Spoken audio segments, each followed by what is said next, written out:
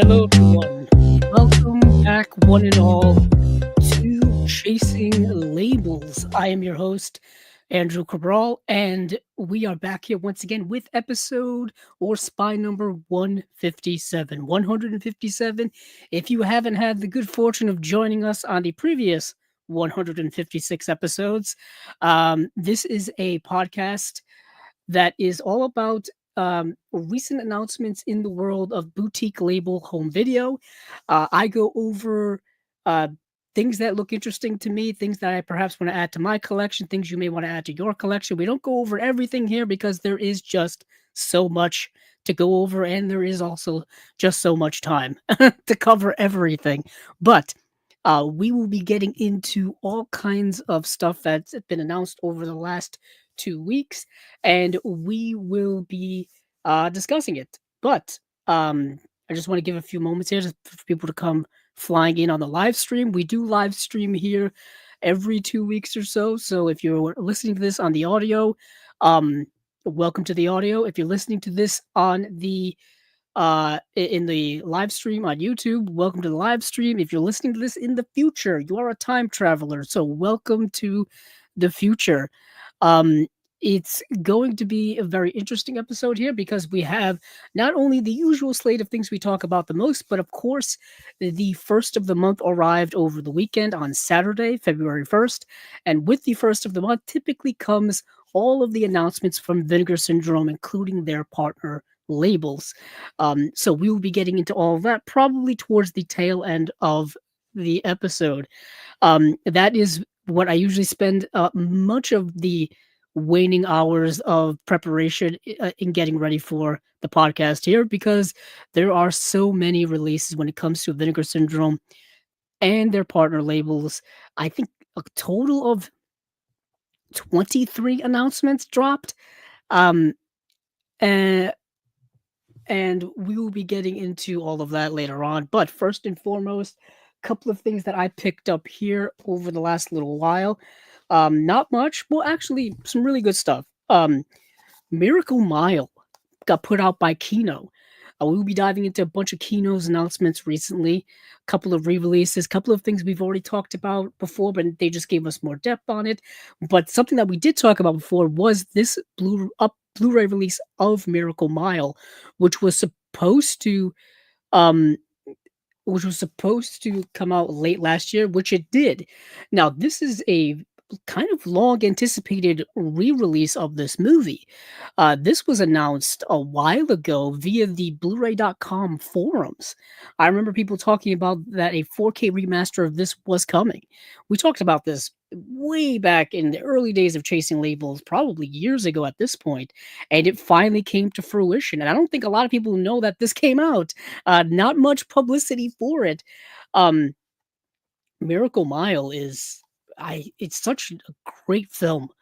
Truly one of my favorites, and has become more and more my favorites over the years. And this release here is really, really good. Not only is it a 4K remaster, but there are tons of special features on here, way more than the old Blu-ray, which I have as well on my shelf.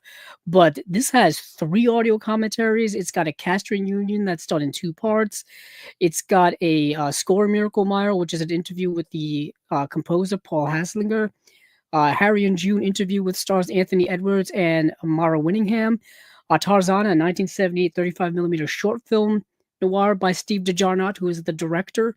And it's got another short. It's got short film interviews, featurettes, storyboards, deleted scenes, outtakes, bloopers, tributes, trailers, and more. So this is a rather deluxe Blu-ray release of a movie that I think definitely deserved it. Definitely deserved it. I'm going to probably be giving this a rewatch very soon just to see how it looks. It's got to look a heck of a lot better than the old Blu-ray, and the old Blu-ray didn't look bad. But the old Blu-ray, I think, was relatively bare bones when it came to special features. So that's a nice release. And I also got in one of the things I got from the Vinegar Syndrome announcements from last month, and that is Keanu and Co. from our friends over at Canadian International Pictures. I talked about this last month. I think it was the first episode of last month, which was January of 2024, that this was coming. And this features a bunch of kind of after school specials that were done in Canada in the 1980s. Yeah, the Family Crisis series, which was all about kind of like juvenile delinquency and all kinds of stuff. And there's a bunch of them on here. One Step Away, A Gift for Kate, Running Scared, A Single Regret, The Last Right, and then Out of a Job are some of these that are on here. But the one that's the most important is One Step Away because it stars a very young Keanu Reeves. I think it's one of Keanu's first ever like acting credits. Go on his IMDb and check, because I think it's one of his first ever acting credits, and this was, before he was in other things that he was more popular for in his early career, as well as into his adulthood. And of course, now he's the star that he is. So that is Keanu and Co. from our friends over at Canadian International Pictures. Um, yeah, so that's Miracle Mile, Keanu and Co. And then last but certainly not least, I finally got a copy of this, and what was one of my most anticipated releases of last year, and that is The Searchers. This is a Warner Archive release.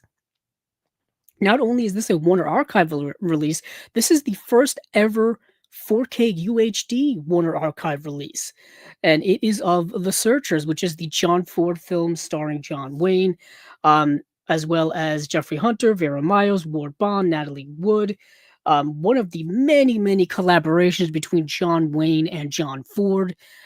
They had a mega run together throughout their careers, respectively.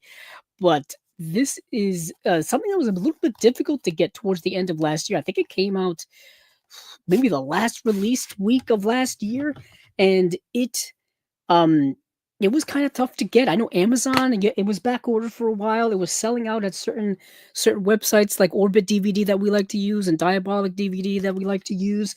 And it was tough to get because there was such a demand for it. I think the retailers or distributors or just Warner Brothers in general did not understand the demand for this. People want physical media releases of classic films. So I gotta pop this in and watch it. I heard it looks fantastic, which I have no doubt that it does. Just the cinematography alone in John Ford films is very, very good. Is shooting in Monument Valley, shooting on film, shooting in widescreen, in CinemaScope, I believe. This is going to look quite possibly astonishing. So I can't wait to watch this. But let me check out some comments here. So we have Acres of Movies. Thanks for being here, Acres of Movies. Um, we will be talking about career opportunities because career opportunities is getting a 4K UHD re-release from Kino. That was one of the news from this week. I have coincidentally the old Blu-ray that they put out within the last 3 years, 4 years or so. I have that. Um, so we'll be talking about that. Um, Acres and Movies also ask what FX and FX2 commentaries or features would you like? Let me I'll come back to that because I want to go over the special features that Arrow put on that release. So I'll come back to that. And then thanks for the list of releases. That is good information compiled. Yeah, that's just basically that's everything from my notes that I compile every single week. That's just what we put in the description here on Chasing Labels, just to give you all a sense of what I'll be talking about. Um, I'll probably get. I usually get to all of it. Sometimes, due to time and whatever, I'll skip some things. But usually, it's everything that we'll be talking about are in the notes or in the description. Favorite scenes in Miracle Mile. There's the whole sequence when they're at that diner that I think is really good. I like that diner scene. Obviously the finale, which not to spoil it for anybody who's watching the movie, is quite powerful. Quite a powerful finale. A film with a lot of guts and gusto for that type of finale. I really love that whole film. Um, Thoughts on Noir cast A Dark Shadow? I don't know what that is. Oh, the Noir cast A Dark Shadow. Um, Let me look that up actually.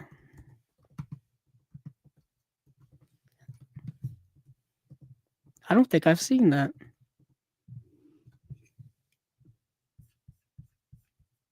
I actually not seen the movie Cast a Dark Shadow. Directed by Lewis Gilbert, 1955. Um, It says Edward Teddy Bear is a ruthless schemer who thinks he's hit the big time when he kills his older wife, believing he will inherit a fortune. When things don't go according to plan, Teddy sets his sights on a new victim, wealthy widow Freda Jeffries. Unfortunately for the unscrupulous criminal, Freda is much more guarded and sassy than his last wife, making separating her from her money considerably more challenging. Starring Dirk Bogarde. Dirk Bogarde is a great actor. Um, I gotta check this out. I'm gonna add this to my watch list right now. Yeah, Dirk Bogarde was in The Servant, which is that Joseph Losey film. The Servant is a fantastic film. I'm a big fan of Dirk Bogarde. I've seen a lot of his work. He was also in The Night Porter, which is a movie I think criminally doesn't get talked about a lot. Um, yeah, I've seen a lot of his stuff, but I'm gonna check that movie out. I'm certainly I've come across it many times and I've just not gotten to it yet. But let me move back to yes, Acres of Movies says highly recommended. Um, I'll definitely I love film noir. Film noir is one of my favorite subgenres of all time, movements of all time, depending on how you want to categorize it. Every single November we talk about Noir November here. We've done things on noir back in our previous iteration of the podcast, film Cinema Discovery Project. We did a whole episode on the classic era of noir. We've had Eddie Muller, the czar of noir. We've had him here on Chasing Labels about 2 years. Actually, in May of 2022, I believe we had him on the podcast here talking about his work at the his Film Noir Foundation and how they've partnered up with certain physical media companies to put out several restorations that they've done, and pretty much specifically Flicker Alley, and the Film Noir Foundation work together a lot. I still need to get a lot of their awesome releases, um, because they do really good work. They're just their releases are a little expensive, and that's the only reason why I haven't gotten them yet. Not for quality's sake.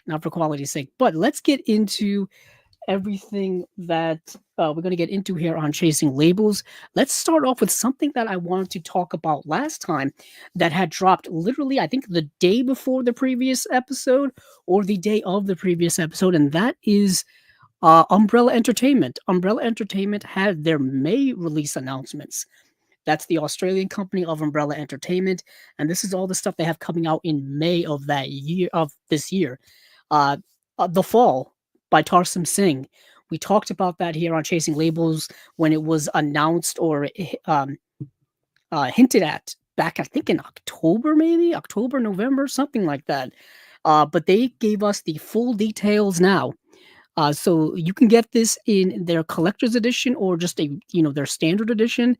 Their collector's editions, of course, come with a whole bunch of extra swag and stuff like 100-page book, eight art cards, reversible posters, custom case, all that good stuff. But for our intents and purposes, let's just talk about Tarsum Singh's The Fall, which is a visually sumptuous film. Um, for those of you who have seen it, for those of you who know of its reputation, it is indeed a visual sumptuous film. And this release is going to have quite a quite quite a few special features. Two audio commentaries, one by the director and one with actor Lee Pace and co-writer producer Nico Saltinakis and co-writer Dan Gilroy. And then you have a new interview with production designer Ged Clark, new interview with cinematographer Colin Watkinson, new interview with actor Lee Pace. That's really awesome. New The Making of an Impossible Film, a video essay by Virat Nehru. New The Quest for Origins, Trauma, Cinema, and Storytelling in Tarsum Singh's The Fall, a video essay by Anton Bittel.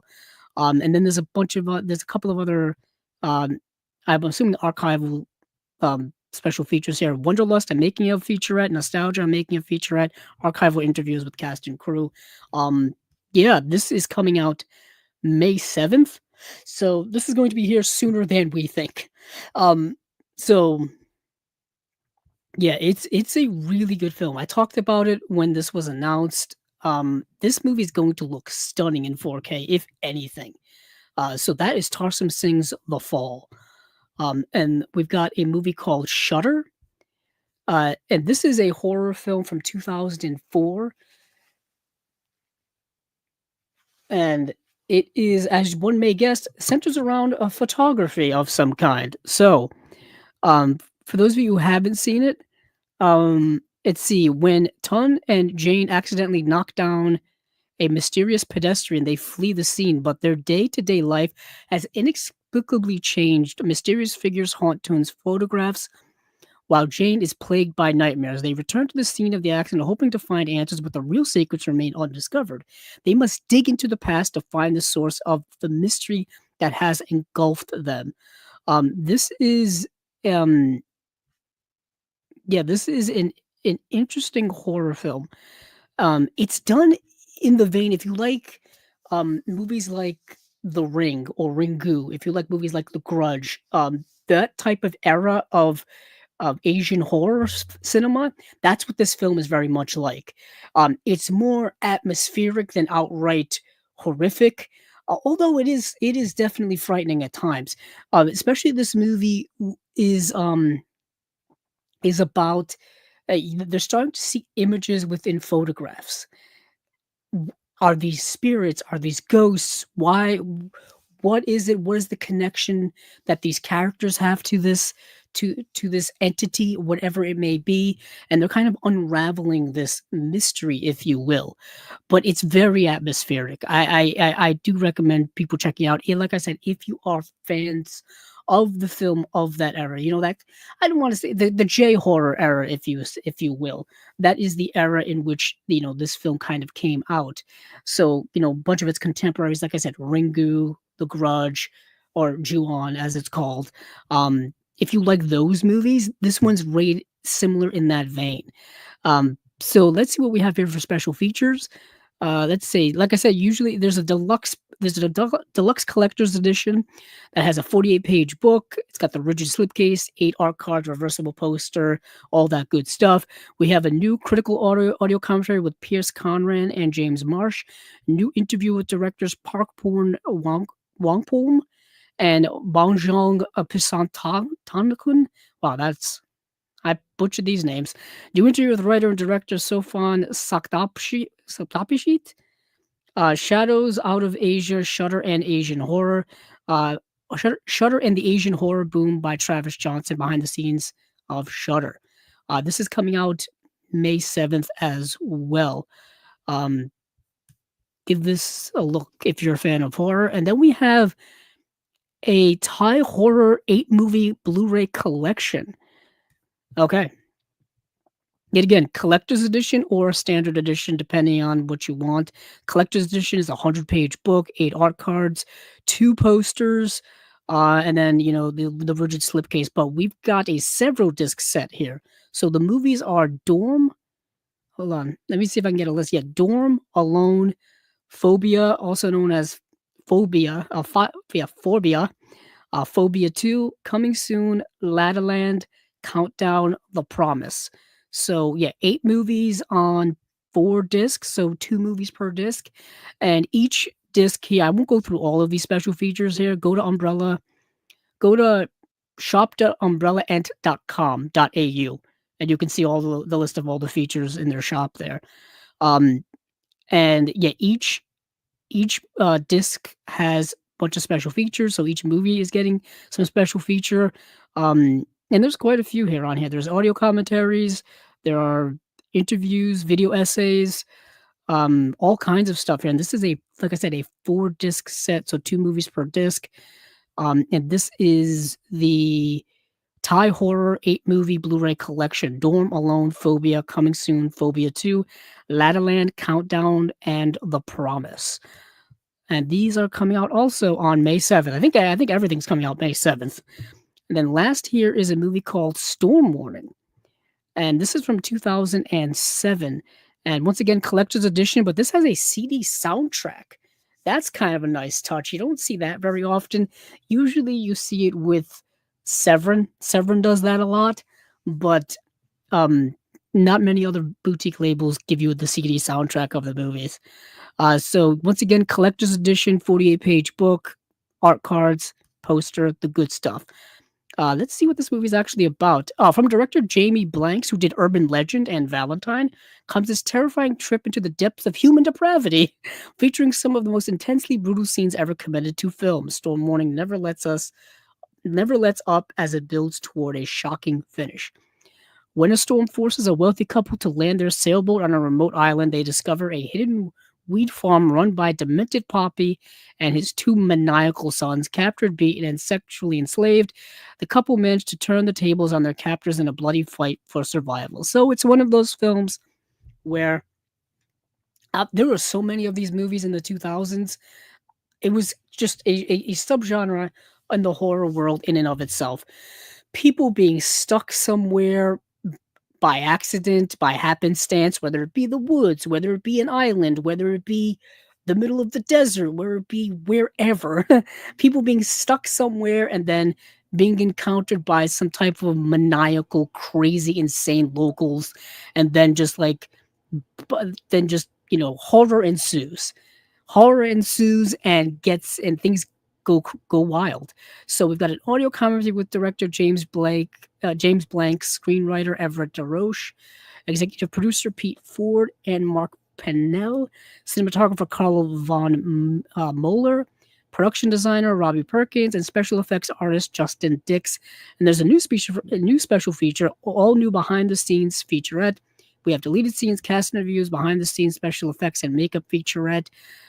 There's a new trailer reel and new silent number short film as well, coming out May 7th, and that is Storm Warning.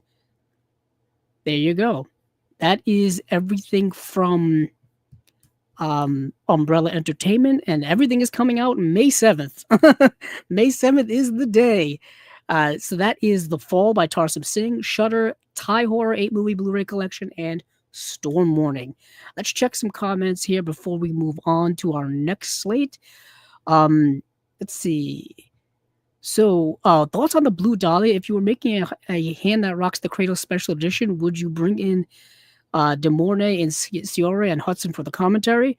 I haven't seen the Blue Dahlia. No, hold on. Is that the Brian De Palma film?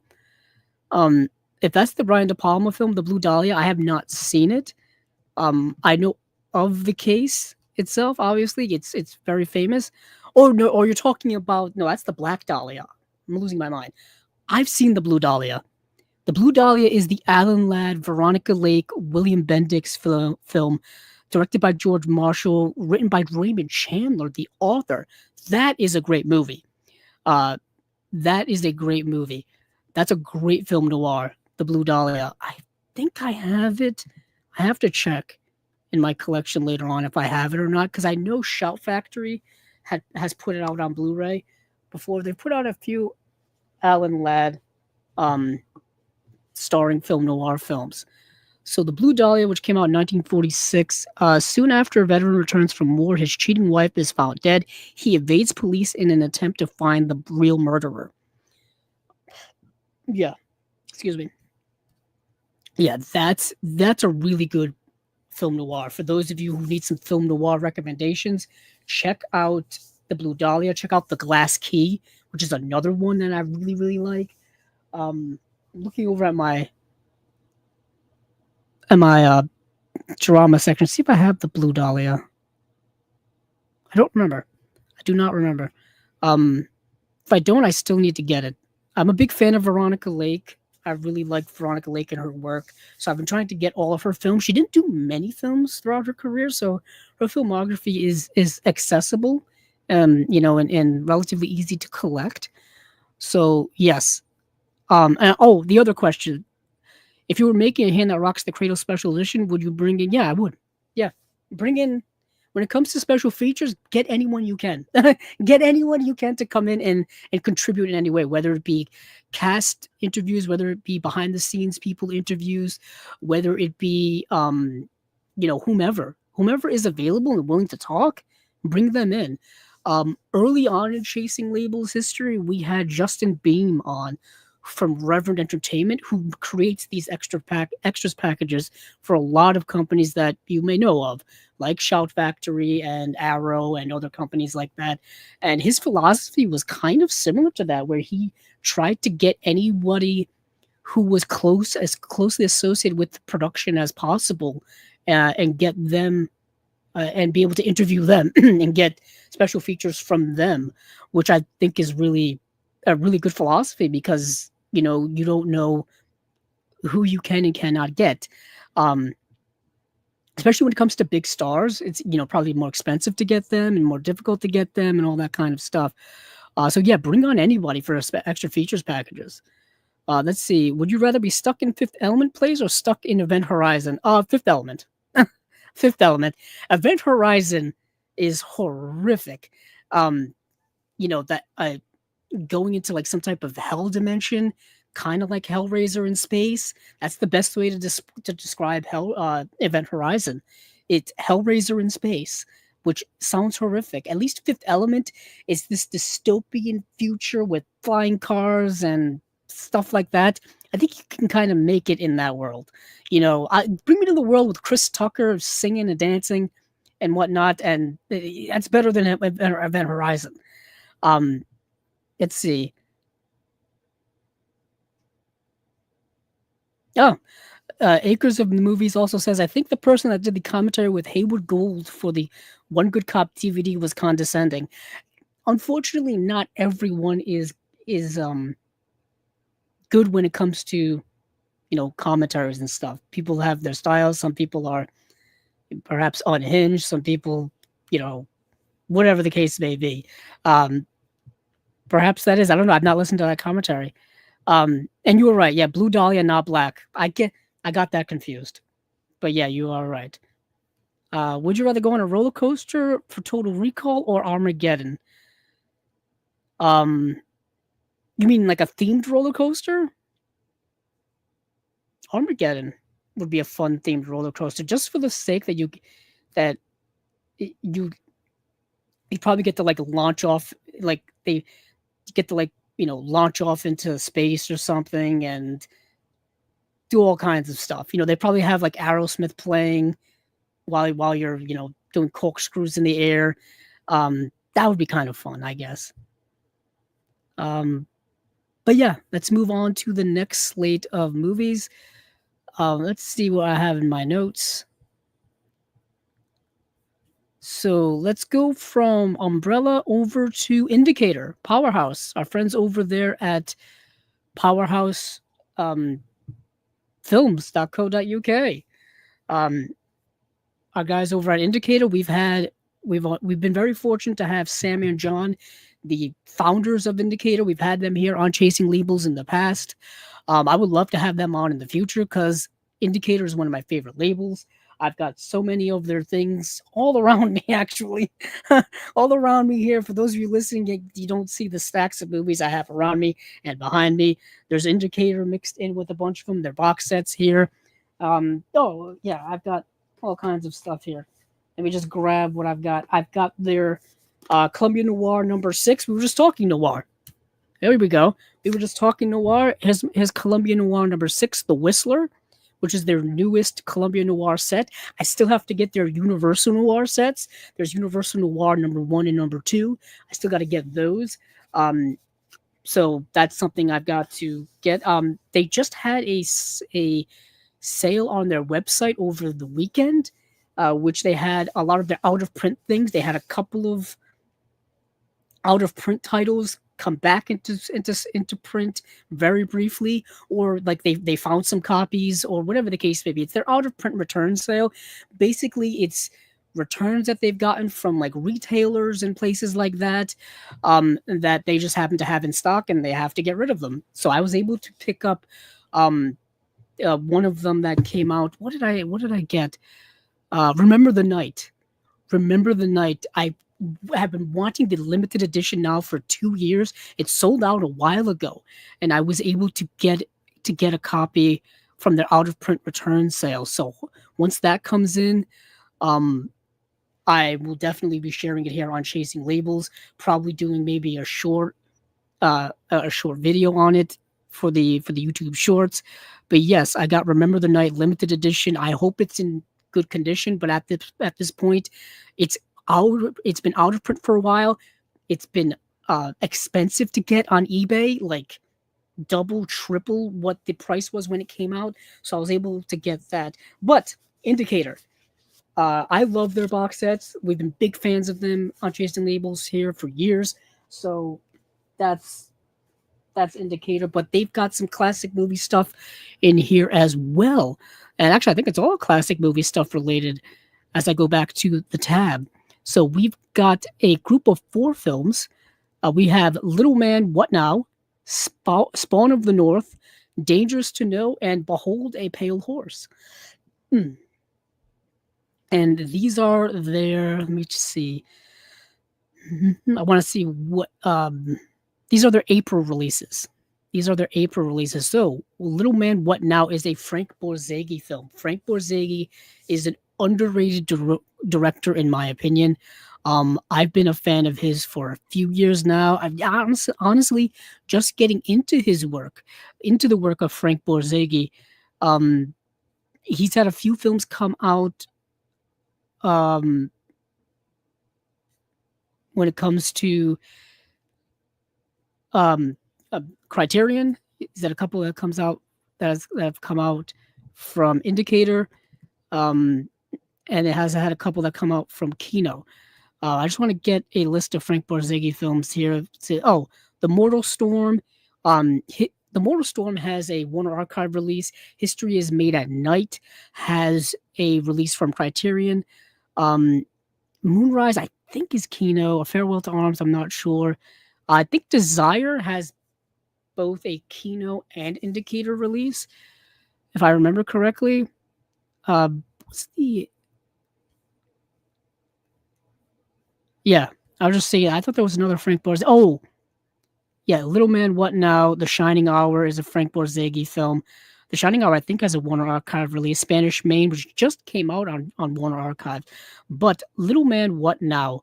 A young couple struggling against poverty must keep their marriage a secret in order for the husband to keep his job, as his boss doesn't like to hire married men. Starring Margaret Sullivan and Douglas Montgomery. I really like the film. I really like the film. I watched it. When did I watch it? I watched it. Oh, gee, I watched it in June of 2022. My goodness, time does fly. Let's see what we have here for special features. Let's see.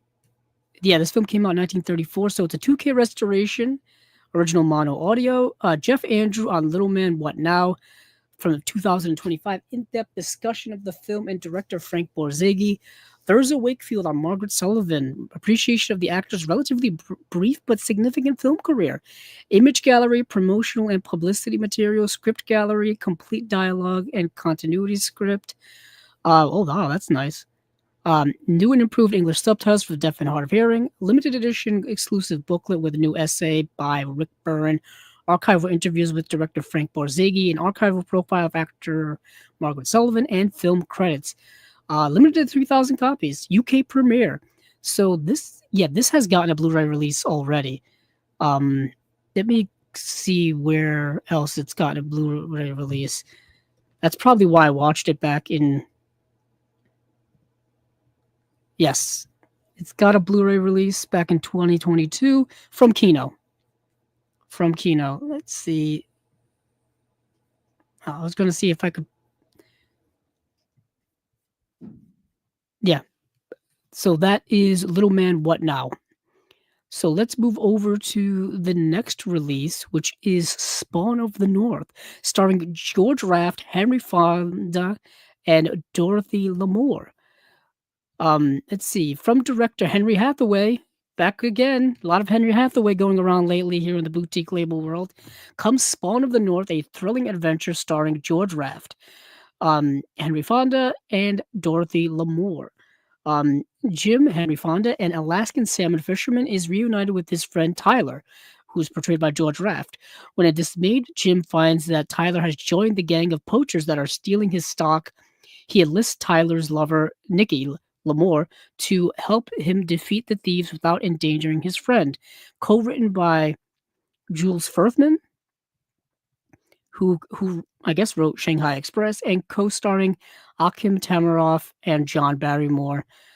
Spawn of the North is filmmaking on a grand scale, un, utilizing an expansive Alaskan set featuring a 375,000 gallon water tank, as well as extensive location work on genuine Alaskan salmon runs.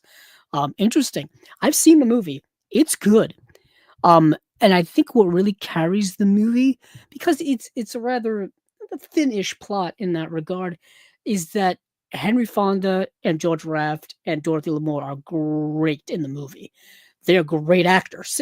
They're and they elevate the material, and they elevate the material up to a really good level. This movie was remade um years later. Let me see what it was remade as. I think it was called like Alaska Seas or something like that. Um, let me take a look. I actually had a friend of mine comment on my Facebook post about it and tell me that it is a remake. Coincidentally, I've seen the remake before I saw the original, which is not something I typically like to do, but I had no idea at the time that I was watching a remake. Let's see. And we are looking for yes. So, yeah, remade as Alaska Seas. And Alaska Seas also has a Kino release. So that is fascinating. But Spawn of the North, yeah, it's an interesting kind of tragic friendship type of movie where, a lifelong friend goes down a path that you don't agree with, but he has his reasons for it, and you have your reasons for not supporting him. And, you walk that fine line of what you do in that situation. Do you do you stay loyal to that friend, or do you do what you believe is right? That becomes the conundrum. Um, and yeah, the movie definitely walks that line and discusses that and goes into all of that. But let's get into the special features here. High definition remaster, audio commentary with screenwriter and author Kelly Goodner and filmmaker, film historian Jim Hemphill. Tom Vincent on Lauren L. Ryder. Overview of the pioneering work by the sound engineer who won an Oscar for his contributions to Spawn of the North. Image gallery, promotional and publicity material, new and improved English subtitles for deaf and hard of hearing, and that's it. We do have a limited edition exclusive booklet as well. Yeah, limited to 3,000 copies, coming out in May. No, in April. Sorry, coming out April 21st. Um,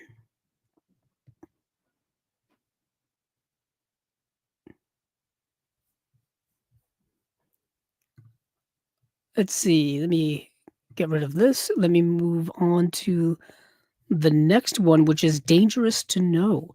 Dangerous to Know is directed by Robert Florey from 1938. Um, yes, let's see. So, oh yeah, this stars Anime Wong. So Anime Wong, Akim Tamaroff, and Gail Patrick star in Dangerous to Know, a hard-hitting crime drama from director Robert Florey, who directed Murders in the Rue Morgue. It's by the life of notorious mobster Al Capone. Hmm.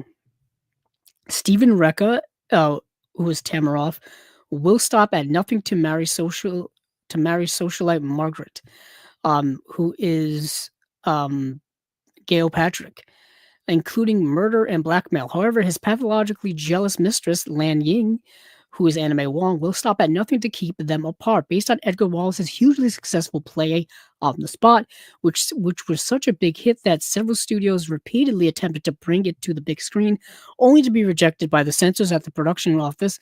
Dangerous to Know is marked by its standout performance by Chinese-American screen legend Anime Wong, reprising her stage role. That's what I was going to say as well.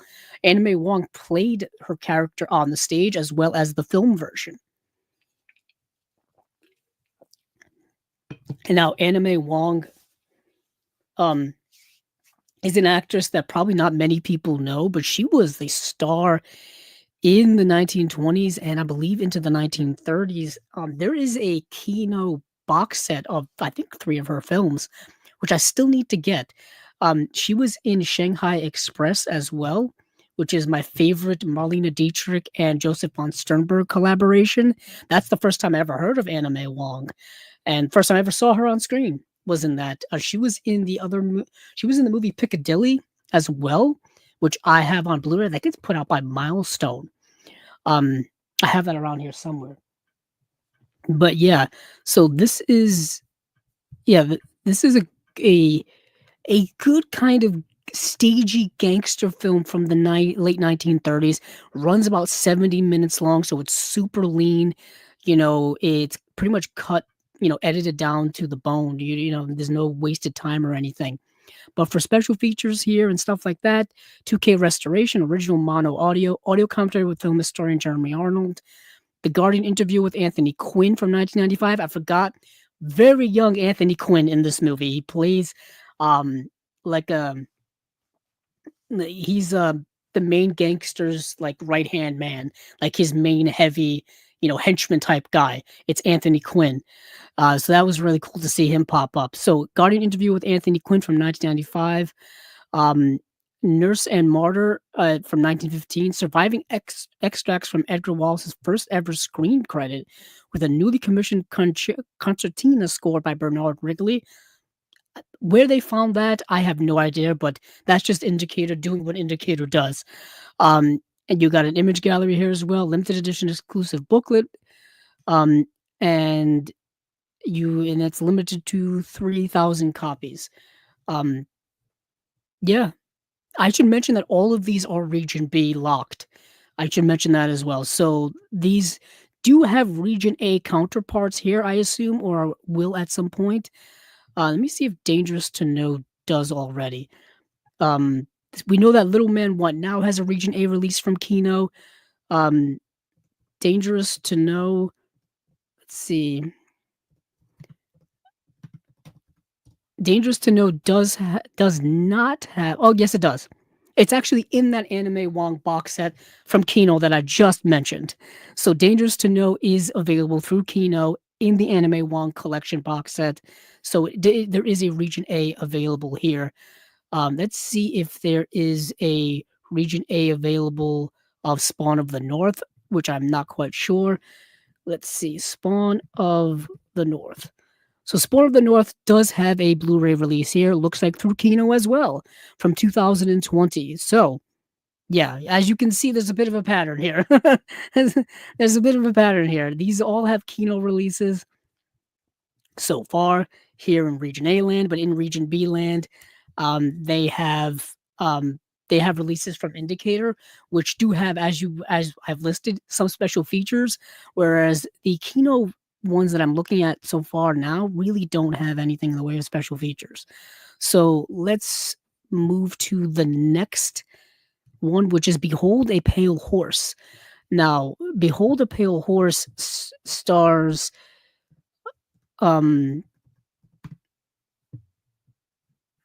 yeah, Behold a Pale Horse actually has a Twilight Time release in Region A land, which is now kind of out of print, but you can find it.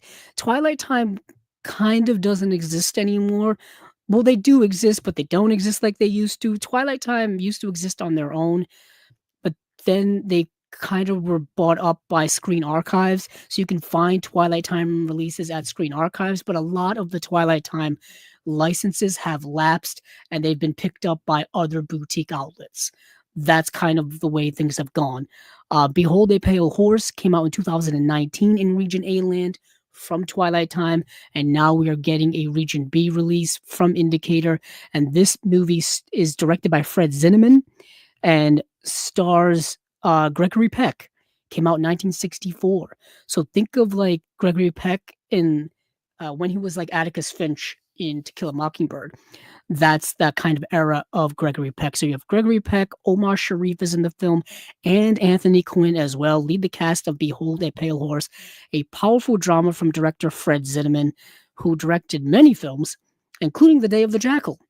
Um, 20 years after the Spanish Civil War, Republican guerrilla Manuel Gregory Peck lives in exile in France. Francois Captain, yeah, actually Francoist. It's Francoist Captain Vinolas, who is Anthony Quinn, is tasked with capturing him and sensing an opportunity when Manuel's mother falls ill, but hasn't counted on the involvement of priest Father Francisco, who is Omar Sharif, who tries to protect Manuel and guide him away from his path to violence. So, what you have here is a political film. Obviously, it's dealing with the aftermath of the Spanish Civil War, where you have a Gregory Peck playing a former revolutionary who has been in exile over the border in France for 20 years. And obviously, he can't come back to Spain or else he will be arrested immediately. So, what happens is that he hears that his mother has fallen ill, so he wants to go and see her, but the local authorities there, led by um, Anthony Quinn, are going to use it as a trap to capture him. And you can imagine how, Battle of Wills ensues and stuff like that. Adapted by J.P. Miller, who wrote Days of Wine and Roses, from a novel by Emmerich Pressburger. That name should be ringing bells in everyone's head, from Michael Powell and Emmerich Pressburger fame. Behold the Pale Horse is a riveting tale of morality, betrayal, and resistance. Special features: high definition remaster, original mono audio. Caitlin McDonald on Emmerich Pressburger, the academic and film historian, discusses the transition of the famed filmmaker's novel from page to the screen. Guardian interview with Omar Sharif from 1984. Original theatrical trailer, image gallery, and that is it. This actually, I don't think, had any special features beforehand, so to get anything on it is a plus. That is the one thing with Twilight Time releases, is they really didn't have the budget to get special features or have special features made or anything like that. So you kind of typically only got the movie on Blu-ray. Typically from good remasters, though. They licensed out a lot of stuff from like Sony and 20th Century Fox, and the masters were good. The masters were good. So that is Behold a Pale Horse. I honestly want all of these. I know they're all Region B. They all have Kino versions here, but these versions do have special features, so therefore, they rank a little higher in my book. I'll take a release with special features versus one that doesn't. So we have Little Man What Now, Spawn of the North, Dangerous to Know, Behold a Pale Horse, all coming from Indicator, all coming in April. So check those out if you haven't already. Check them out at the time. Support Indicator when and if you can, check out their site. And they do have US releases as well that do sell on Amazon. I've got, they're over there. I was going to say, I've been collecting the Jean Roland 4K UHDs that they've been doing, getting into the world of the Fantastique over the last, couple of years. Those releases are amazing. Those releases are visually stunning, and also just kind of this crash course through the world of Jean Roland and the Fantastique has been a very interesting journey for me personally as a film fan. Let's see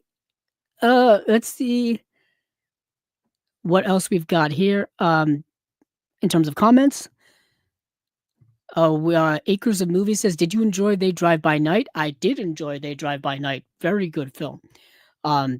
Definitely one that I would recommend to people.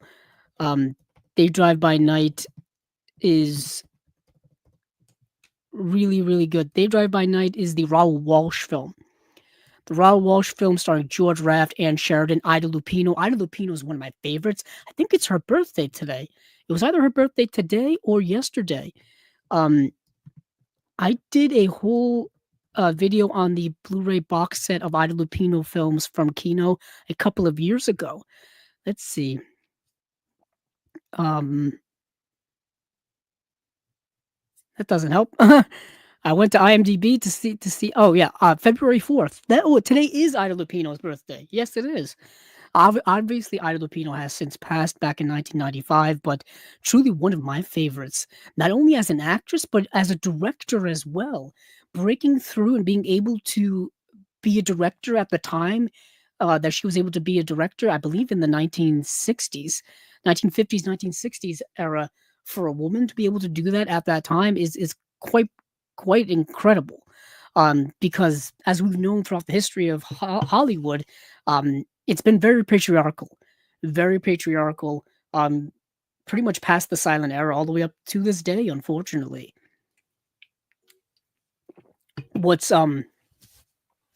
So I always love Ida Lupino's work. There's still a couple more of her directed stuff I need to get, and she did end up doing a lot of TV work. after she had done a bunch of movies. Um, Let me go back to what I was talking about before. Oh, yes, I was looking at the comments. I do like They Drive By Night. For those of you who haven't seen They Drive By Night, great film noir from 1940. Joe and Paul Fabrini are wildcat or independent truck drivers who have their own small one truck business. The Fabrini boys constantly battle distributors, rivals, and loan collectors while trying to make a success of their transport company. Now let me see who's put out They Drive By Night. Yeah, They Drive By Night has a Warner Archive release. For those of you who are interested in grabbing that, actually, it came out last year, last March. Is They Drive By Night. Um, let's see. Also, in the Acres of Movies, also says also thoughts on Moontide and The Glass Alibi. Let me see if I Moontide sounds familiar, but I don't think I've seen it. Oh, Moontide I have seen. The Archie Mayo film. Yeah, Archie Mayo. The movie starring Gene Gavin. Oh yeah, after a drunken night out, a longshoreman thinks he may have killed a man. Also starring Ida Lupino as well. This is available to stream um, on the Criterion channel right now for anyone interested. I don't think I've seen the other film, which is The Glass Alibi. Let me check. I'm checking my letterboxd.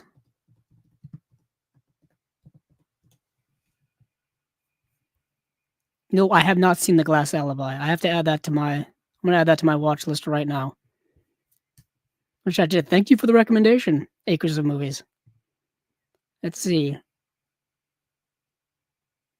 Oh, nice. Thanks for joining me. Hello. Thank you for joining me. My friend Nick says, Andrew, it's Nick. So glad I got to finally catch one of these. Awesome. Awesome. I'm glad. Yeah, I don't know if anybody actually sees the notifications on YouTube or if anybody actually sees my. I share the link on Facebook. I share the link in the Facebook Chasing Labels Facebook group. I used to share it on Twitter as well, but Twitter is so chaotic these days that who knows if anybody's ever going to see it on there. I gotta I gotta share the links more. Um, let's see. Acres of Movies says, would you rather Oliver Stone make Any Given Sunday 2 or Wall Street 3 should he make those as movies or streaming series? Um, that is fascinating. um, you, I wonder. You know what? Any Given Sunday too, but as a series. As a series because you could do more story-wise, and since there's such a varied group of characters within Any Given Sunday, whereas in Any Given Sunday, you had, like, a whole team of characters, you know what I mean? So you could, do more with storylines and stuff like that when it comes to all of that, as opposed to Wall Street, which was very centered on like one or two characters. In the first film, you had Gordon Gekko as well as the Charlie Sheen character. In the second film, you had the Shia LaBeouf character as well as Gordon Gekko again. Um, it's very like you know straight. It's very kind of focused where like that works in movie form. Um, as opposed to Any Given Sunday, like I said, longer story form. I'm thinking because they've done sports TV shows before and they've worked. You know what I mean? I'm thinking my favorite TV series of all time is Friday Night Lights, which is about okay, it's not really about high school football, but high school football is part of it. It's more about the characters, it's more about their journeys and what they're going through. They just happen to be within the world of high school football in Texas. You know what I mean? Um, so it's not really about football, it's about the characters. So you could do something like that with Any Given Sunday, but on a professional football level. Obviously, the logistics and all that are, it's a lot different, but you know what I'm saying. Let's see. Um, Corin Humboldt says, "I hope they release the Iron Rose." Let's see. Acres of Movies is dangerous to know. Great, thanks. You're welcome. Um, oh, Ida Lupino and you Acres of Movie says her and I also have a similar birthday. That's kind of cool. Um, yeah, I like. It's interesting. I like seeing like celebrity birthdays lining up with people I know. Um, I think I forget who's my celebrity birthday is. I have to look it up. It's June 17th. If anybody knows, let me know whose birthday I share with. But let's see what else we've got going here. Um, Let me see what we have next on the docket. Let me get rid of that tab. So let's go over to Shout. Yes, that's Shout. Let's let it all out. So we have Scream Factory and Shout Factory announced their April releases. They're moving right along, people. They're stopping for nobody. They are shouting out from the rooftops, and we've got a couple of interesting titles here. We've got Timecop is getting a 4K UHD release April 29th. That's the Jean-Claude Van Damme sci-fi film, which I'm sure many of you know of. I actually just watched it for the first time ever. I, uh, you know what? What's interesting is my previous co-host Stephen Billings, my good friend Stephen Billings. Um, uh, he knew a lot more of kind of like 90s action stuff, like Jean-Claude Van Damme and people like that, because he grew up watching all those films. I, on the other hand, did not grow up watching Jean-Claude Van Damme films or Steven Seagal or Chuck Norris, people like that. Um, I watched a lot of contemporary 90s stuff that was kind of like summer blockbusters ish. Um, so I didn't see a lot of these growing up. So I always had to play catch up when it came to the Jean-Claude Van Dammes, when it came to a lot of the 90s action stuff that a lot of people were watching. I, of course, watched, Arnold Schwarzenegger films and stuff like that. Those are the action films that I watched. But Time Cop is interesting movie because I think the premise of it still kind of holds up today, but, it is dated because it came out in, like, 1994, and the special features aren't really and the special effects, I should say, aren't really great. So, I won't go through all of these in depth, because I'm sure many of you know these films already. So, we have Sorority House Massacre is getting a 4K collector's edition. We've got that's coming out April 8th. The Hunt, which came out in this came out in 2020. Yeah, this came out in 2020. This was one of the first movies. This came out right around the beginning of, the COVID pandemic and things like that, and COVID times when things were shutting down. The Hunt, I think, went straight to streaming right or as soon as things started shutting down. So this was one of the earliest, like, straight to streaming films, if I remember correctly. If I remember correctly. So you have The Hunt, it's getting a 4K release. It's had a Blu-ray release for years. So Renfield Collector's Edition, bit of a Chasing Labels lore here, people. Um, so the movie Renfield, the movie starring Nicholas Hoult and Nicolas Cage, directed by our friend Chris McKay. Chris McKay came on to Chasing Labels at the time right before Renfield came out and talked about the movie. And I have my copy. Oh, I have my copy of Renfield over there. Hold on. I'm gonna get this. For people listening on the audio, give me like a second. So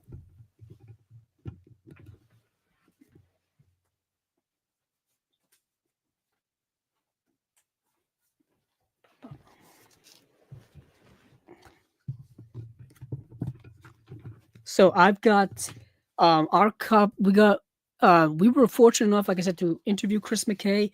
They sent us a Blu-ray copy of the movie, which I have here. Sent us a T-shirt, which I have here as well. For those of you listening in the audio, you can't see any of this. So I've got a Renfield T-shirt too. I think we got a Renfield mug as well. It's over there on a desk over there. But this is, if you ever wanted to see Nicolas Cage play Dracula, here you go. Here you go.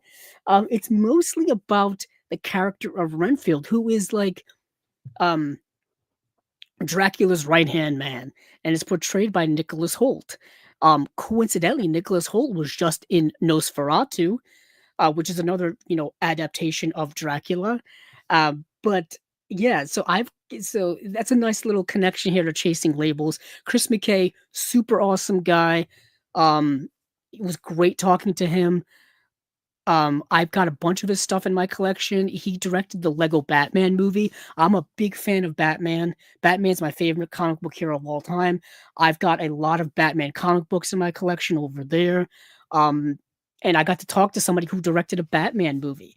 Heck, I've got my copy of The Batman right next to me, uh, the Matt Reeves film. So it was really awesome getting to, talk to someone who really understood getting into the lore of Batman. So Chris McKay's film Renfield is getting a 4K re-release. Um, really awesome, really awesome to see that happening. I'm assuming the same special features, which were a couple of, let's see, special features was deleted in extended scenes, alternate takes, Dracula Uncaged, and more. That's what it says on here. Fun movie. Renfield is a fun uh horror comedy, over the top horror comedy with like crazy action scenes and whatnot. But yeah, I like that's coming out April 1st. Please don't destroy the treasure of Foggy Mountain. So this is a movie. Um, this is a movie that is based off of the comedy troupe Please Don't Destroy. Now, Please Don't Destroy is a comedy troupe. They do like um they're writers at SNL, at Saturday Night Live. Not only are they writers, but they like do certain uh, segments and whatnot over on SNL, and they been working there for years. So what's interesting is when I was watching this movie, I didn't know who they were. I just to show you how much I keep up with SNL. I watch it from here and there, but I don't know the nuances of who's in the cast, who's not in the cast, who the writers are, and all this kind of stuff. But when I was watching, I'm like, wow, this feels like an SNL sketch done as an hour and a half movie. Lo and behold, that's pretty much what it is. Yeah, so please don't destroy the treasure of Foggy Mountain. You have like these three guys who are these like mid to late 20 year olds who kind of haven't grown up yet, and they're trying to figure out what they're supposed to do with their lives, and they're just kind of stuck, really. And they decide to go on this treasure hunt of Foggy Mountain to find this legendary treasure, and that's the movie. It's produced by Judd Apatow. Um, it's written, produced, and stars Martin Hurley, John Higgins, and Ben Marshall, who are Please Don't Destroy, and directed by Paul Berganti, who is also like a director at Saturday Night Live as well. So you can get the SNL connections here, and also if you watch the movie, you'll see the connections there already. Conan O'Brien is in the film. He's really funny as well. But yeah, so that's that. Summer Wars is getting a Blu-ray and 4K UHD release on April 1st. This is an anime film that I'm not familiar with. I think it's being released through their G Kids, I guess, line. I don't know, or sub label. I don't really know what G Kids relation is to Shout Factory, other than they put out their anime stuff. That's kind of what I got. I have a bunch of their G Kids releases. Um, all of the stuff that they put out from Hayao Miyazaki. I've got all of that stuff over here in my small anime section. Um, I still have to get The Boy and the Heron. I I need to get that. I need to get it. That was the most recent Hayao Miyazaki film, and there's a couple of other films I need to get from their G Kids line as well. So that is everything from Shout Factory. We've got Timecop. We've got Sorority House Massacre getting a 4K release. Timecop's getting a 4K release. The Haunting is getting a 4K release. Renfield is getting a 4K release. Please Don't Destroy the Treasure of Foggy Mountain. I think that's just a Blu-ray release. And then Summer Wars Blu-ray. And then there's a 4K Blu-ray Steelbook as well with that. These are all coming out in April. All right.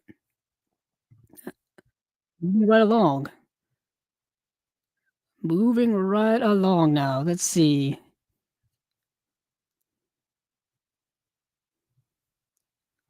Let's see. What else do we have for comments here? Acres of Movies says, yes, I like that too. Pacino back coaching the Sharks again, and new players and the old faces are back too. I love that for him. It will happen eventually, I think. I do wonder what Oliver Stone is up to these days because he hasn't been directing a lot of things. Um, he's more producing like documentaries and stuff like that. Let me see what Oliver Stone's up to these days. Um, I know his last few movies haven't been quite highly regarded. Let's see.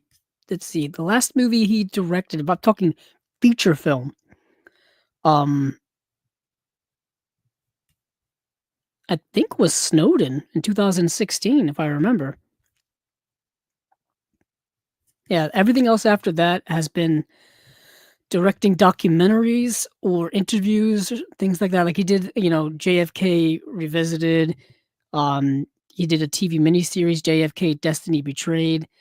Um, Nuclear Now, which is dealing with climate change. Um, yeah, so I don't know what yeah, so I don't know what Oliver Stone would do with it. Um, or if he has been interested in it.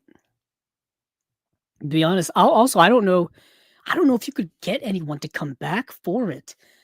The movie came out, what, 2000? It's now been 25, it's 25th anniversary? Yeah, it's the 25th anniversary of Any Given Sunday. Let me actually check the numbers on that. Let's see, going back to the late yeah, Any Given Sunday came out in 1999, sorry, so I'm even 1 year off, so we're talking 26 years ago.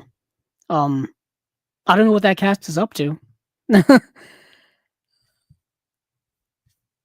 I think you could do it, but it would have to be a whole new cast.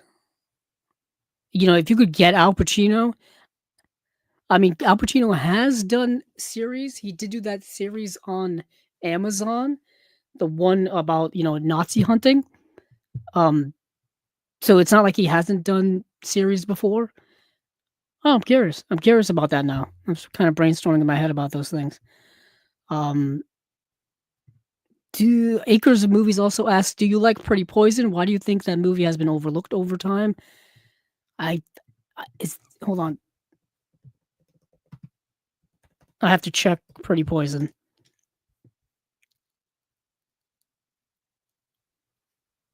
I don't know. You know what? I've actually never seen Pretty Poison. You have me stumped, Acres of Movies. A lot of these things I haven't seen yet.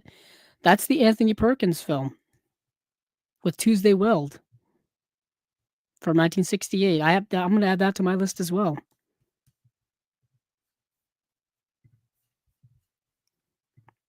Let's see. Acres of Movies also asks, you're put in a room, you can't leave 24/7, must be in there, eat and sleep, etc. forever.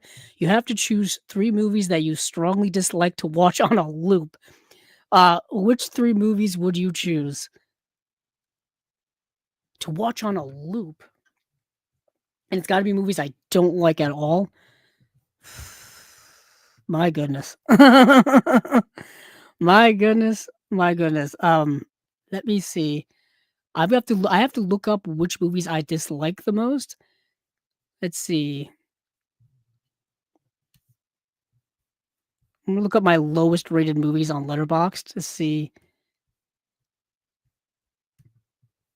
Alrighty then, 3 movies. Oh boy. uh, okay. 3 movies that I dislike the most. Oh, that I could rewatch. That I could watch on a loop. So just some of these here. I'm just looking.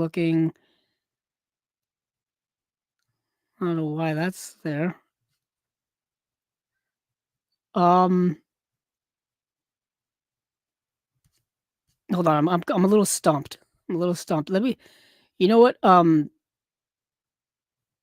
There's the which one is it? The fifth Die Hard film, A Good Day to Die Hard. I could rewatch that. Fun, mindless action. I don't like the movie, um, but I could rewatch it. You know what I mean? It could be something I could rewatch. Um, what else do I have here that I also really didn't like a lot?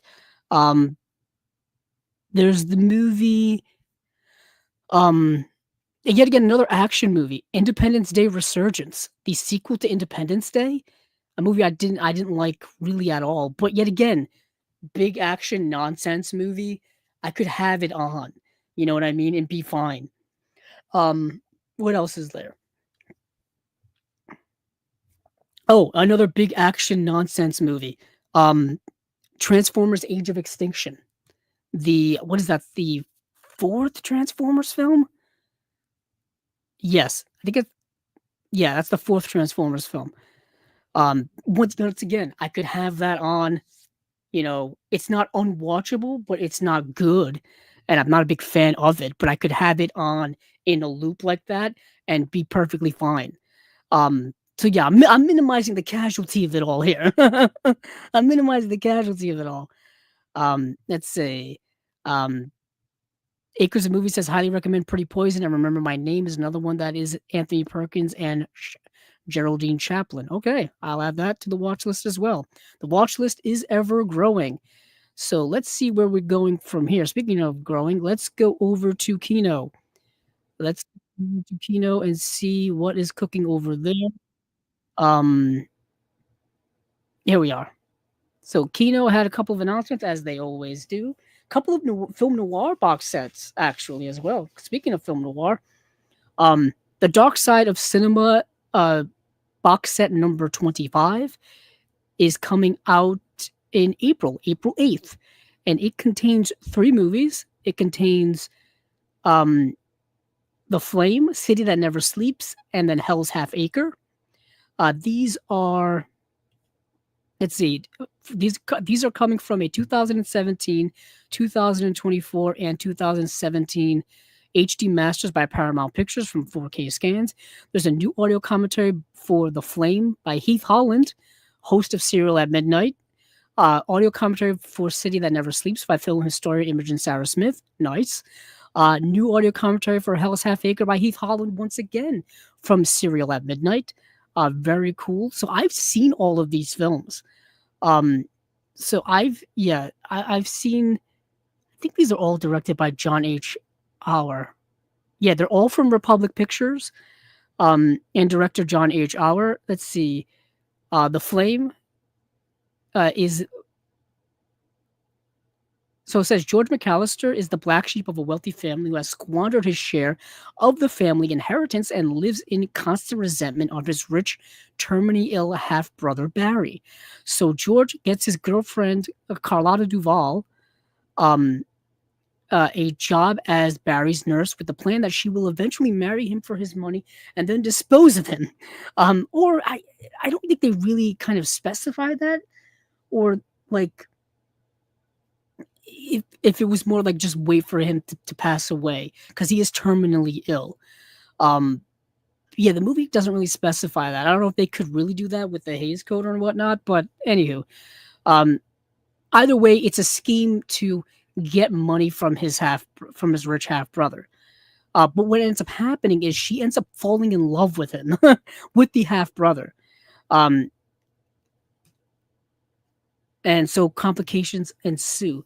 So in the City That Never Sleeps, the creeps, the hoods, the killers come out to war with the city. In the vein of William Wyler's popular detective story of 2 years earlier, this gritty noir gem juggles around 5 characters through a particularly bad night in a Chicago police precinct.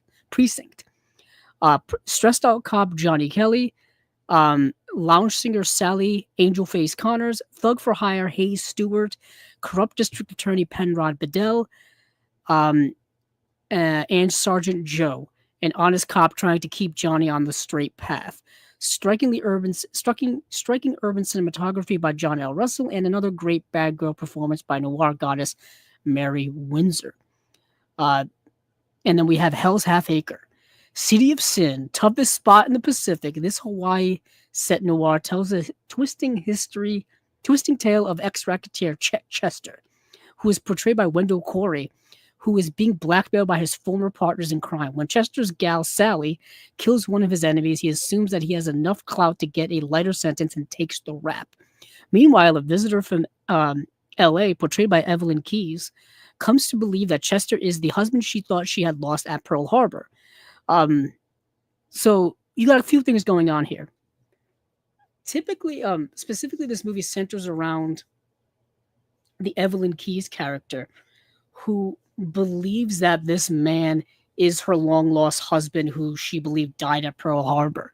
So she hears about the story and she decides to go to Hawaii to investigate to see if this is indeed her husband. And that's one of the plot lines going on. But then you have the other plot line of this Chester character who is in trouble with not only the police but with local um, organized crime as well. So there's a murder that also happens. So there's a murder investigation that goes on too. The Evelyn Keyes character gets caught up in that. A lot of things going on in this movie. Good though. It's called Hell's Half Acre. Yeah, I would definitely recommend. I'd recommend all of these. This is a good box set. It's a really good box set, especially for the price that these box sets come at. It's worth the money. Let's move on to a film called Sands of Iwo Jima, coming out April 15th. Now, we don't have, let's see, do we have special features for this? Yes, we do. It's a 2-disc set. It's a 4K UHD release. What is important about this? This is a former Olive Films Blu-ray release. This movie came out through Olive Films many years ago through a bare bones Blu-ray release. I don't think it had anything in the way of special features. So this is going to be leaps and bounds beyond that release. So we got, like I said, 2 discs, 4K UHD disc, and a Blu-ray disc. You got a brand new audio commentary by filmmaker and historian Steve Mitchell and Combat Films American realism author Stephen J. Rubin. And then you have Making of the Sands of Iwo Jima Feasterette, hosted by Leonard Maltin. Those are the only 2 things you have here. But it's better than nothing. It's better than nothing. For a John Wayne war film, it's better than nothing, as I said. It's got a brand new HD master from a 4K scan of the 35mm original camera negative. So it's going to look better than that old Blu-ray looked, which was probably from an older master. So we are looking good when it comes to that. Let's see. For those of you who don't know what this movie is about, you can kind of guess just by the title. It's called The Sands of Iwo Jima. It's a movie that traverses the lives of these soldiers from, like training all the way up to the Battle of Iwo Jima, all the way up to the raising of the flag at Iwo Jima. So you get all of that, and their sergeant, their main commanding officer, is portrayed by John Wayne. He is Sergeant Stryker, a hard-nosed Marine sergeant who must mold a company of raw recruits into a combat-ready fighting machine. Feared by many and hated by all, Stryker's training is soon put to the test in a full-sail assault against the Japanese on Iwo Jima, a famous battle in World War II. Yeah, good cast, good war film for its time. Movie came out in 1949. A lot of those post World War II, war films were done around that time. That is the Sands of Iwo Jima, but the John Wayne train does not stop there, friends. No, it doesn't. On April 15th, we have Donovan's Reef. Donovan's Reef is getting a 4K UHD release as well. 2-disc edition. First disc is the 4K UHD disc. We have a new audio commentary by film historian Joseph McBride, the author of Searching for John Ford. Another audio commentary by film historian Dwayne Epstein, the author of Lee Marvin Point Blank. And then we've got The Growler Story, 1957 short film directed by John Ford. This is another John Ford and John Wayne collaboration. Like I was just saying, I've got The Searchers here.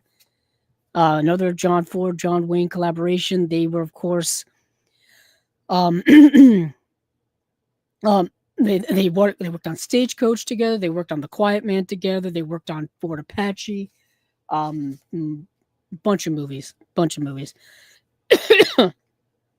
So This is actually their final collaboration in this boisterous, uproarious South Seas escapade, as it is described here.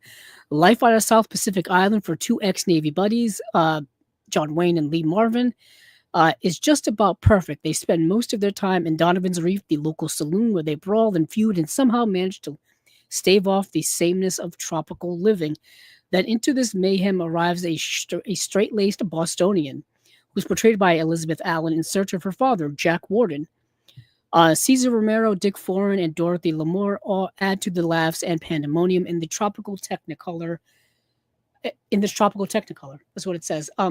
It's a comedy. It's a situational comedy with John Wayne and Lee Marvin, Jack Warden. So what happens here is Jack Warden is this doctor and he gets called away on business. He's the only doctor in this like island chain in the Pacific. I want to say somewhere outside of Japan or someplace in the Pacific. Basically, the whole backstory of this is that Lee Marvin and John Wayne were navymen in the Pacific, and they were fighting battles in this area of the world and kind of got stranded on this island and pretty much never left. That seems to be the case. And now they're just there. And Jack Warden is there as well. He plays the doctor, and he's the only doctor in this like archipelago island chain. So it's his responsibility to go around and check up on people and, you know, do medical services and stuff like that. And he goes away and he has a long lost, not long lost, but he has a daughter that he's kind of never known and never had a relationship with at all and whatnot. And she basically is coming to not only meet with him, but the family company back home, she's ready to take it over, and she needs him to like sign it over to her, basically. And he doesn't want anything to do with it, but she's got to come and basically have him sign it over or get him or like catch him in a predicament to where he wouldn't be fit to inherit the company and whatnot. Come to find out that he has a family. He has a family with a native woman of that area who has since passed away, and he has 3 young children. And what is interesting is that John Wayne basically is like, hey, if they find out that you have these children of mixed heritage, then it's going to look bad for you, and he doesn't want his like reputation to be besmirched, so he pretends that they're his children. John Wayne pretends that they're his children instead of Jack Warden. I don't know. It's playing on, obviously it's playing on racism, it's playing on stereotypes, it's playing on things like that and prejudice and whatnot. And the movie is kind of a light comedy, if you will, because there's this little romance that buds up between the Elizabeth Allen character and John Wayne. It's not great. It's not really believable because John Wayne is such a stoic actor that any type of tenderness or sweetness or like romantic charisma doesn't really come across too cleanly on screen. Unfortunately, that's the case. This movie reminded me a lot of the movie McClintock. If you've ever seen McClintock starring John Wayne and Maureen O'Hara, it reminded me a lot of that. Or even, as I referenced, The Quiet Man reminded me of that as well, just not as good. So that is Donovan's Reef, coming out November 15th on 4K UHD. Let's move along here. So the movie Foul Play by that stars Chevy Chase and Goldie Hawn, which I think we've mentioned before here on Chasing Labels, is coming out April 22nd. That's a 4K UHD as well, 2-disc edition, where we've got a new audio commentary by entertainment journalists and authors Brian Reisman and Max Every, and a fair play remembering Colin Higgins, and that's it. So that's that film. Next, we have Career Opportunities. So, Career Opportunities is getting a 4K UHD re-release. So, going back to what Acres of Movies was asking earlier, let's see. He was asking about career opportunity. They were asking about career opportunities earlier. Yes, it says regarding career opportunities, movie release, Kino, does that have special feature? Yeah, let's see. Let's see, shall we? We are at it. They were asking about that earlier. Um, so we have audio commentary by director Brian Gordon, audio commentary by Chicago Critics Film Festival producer Eric Childress. And then we have Crafting Criminals, interview with actors Dermot Mulrooney. Oh no, actors Dermot and Karen Mulrooney. Yes, that runs about 15 minutes long. We have Interior Night, director of photography of Donald McAlpin on filming career opportunities. And that is it. That is it. Obviously, this was, I believe, written by John Hughes, but they kind of just took his script and then rewrote it and made their own thing with it. So I think it's kind of not really his film. Let me see what the other Blu-ray had, because I have the Blu-ray of Career Opportunities. And it's got... Oh, yeah, so this comes with actual special features. The Blu-ray that they put out back in 2021 has nothing. It has a trailer and a commentary by Chicago Critics Film Festival producer Eric Childress. That is it. So this 4K re-release, not only do you get it in the better transfer, the better quality, you do get more special features. See, that's how you do a re-release. You add something to it that makes the previous release not look as good. Essentially, make it worth the upgrade. So two audio commentaries and one yeah, and then interviews with actors Dermot and Karen Mulrooney, and then you get I believe interviews with director of photography and for 10 minutes. So you at least get some more added stuff as opposed to the other Blu-ray, which just had one commentary and that was it. So that answers your question, acres of movies. So definitely worth the upgrade over the old Blu-ray. And Career Opportunities is a movie that I kind of like. I watched it for the first time when I bought the Blu-ray a few years ago. I think Jennifer Connelly is absolutely, stunning in that movie. And I like the premise. It's a cute, fun, like, premise and whatnot. It's perfectly enjoyable. I didn't watch it when I was younger, so I have no nostalgia for it. But I like the movie. I like the movie. It's very much of my time and of my generation. Kind of thinking of the idea, like, what happens if you were stuck in a department store overnight, and then someone tries to rob the place, and you've got to like fend them off. Personally, I would just leave, but that's just me. That's just me. I would not get paid enough to put my life on the line for a department store. No, thank you. Um, the department store is also Kmart. Kmart, which I think just closed up their last store in the continental United States last year. Kmart was, the store of the 90s. Think of Kmart was like Walmart before Walmart, really. It was Target before Target.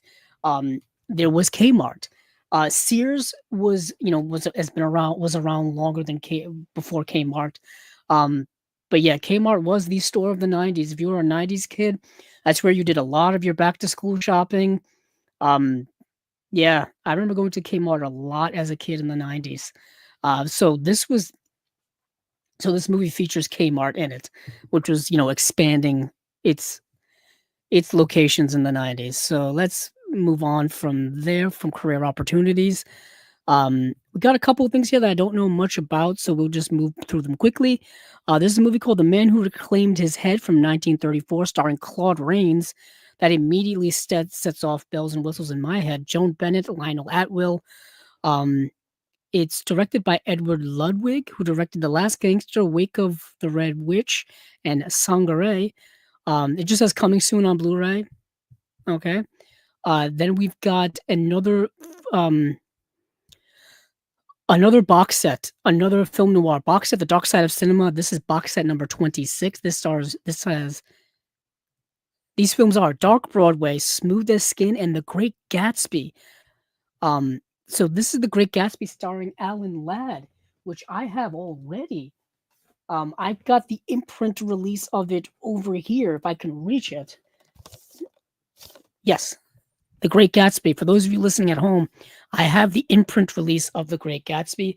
This is the adaptation. Oh, who directed this? Directed by Elliot Nugent.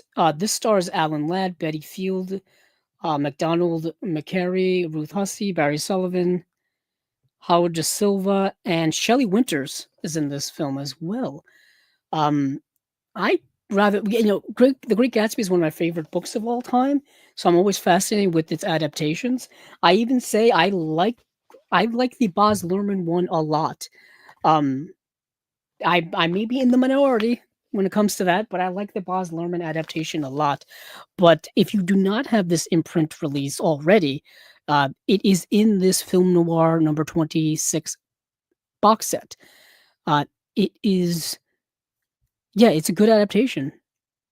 Oh, it also says, note, The Great Gatsby will also receive a standalone release. So, if you don't want to get the box set, you can get the standalone Kino release. This edition here, the one put out by Imprint, has an audio commentary by professor and film scholar Jason A. Ney, Alan Ladd, The True Quiet Man, a documentary from '99, Professor Sarah Churchwell on The Great Gatsby from 2023, film critic slash writer Christina Newland on The Great Gatsby from 2023, on-stage interview with Alan Ladd's son, David Ladd, conducted by Alan K. Rhodey.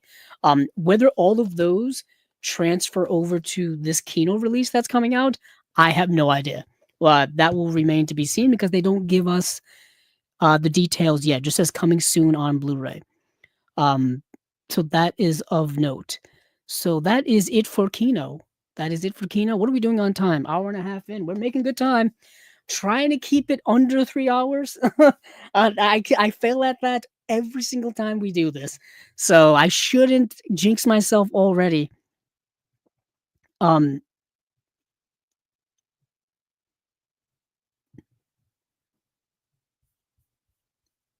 yeah. So Acres of Movies ask, you may have said, but did career opportunities have special features? It does. It has 2 commentaries and 2 interviews, which is more than the Blu-ray had. The Blu-ray only had one of those commentaries, and that was it. So you've got an extra commentary plus 2 interviews. One interview runs 15 minutes long, and the other one runs 10 minutes long. And I'm just going over it really quickly because I can just scroll down to it. We have an interview with actors Dermot and Kieran Mulrooney. Then we've got an interview with the director of photography, Donald McAlpin, and that's it. But like I said, it's more than the Blu-ray, and it's getting a brand new HDR Dolby Vision Master from a 4K scan of the 35mm original camera negative as well. So yeah.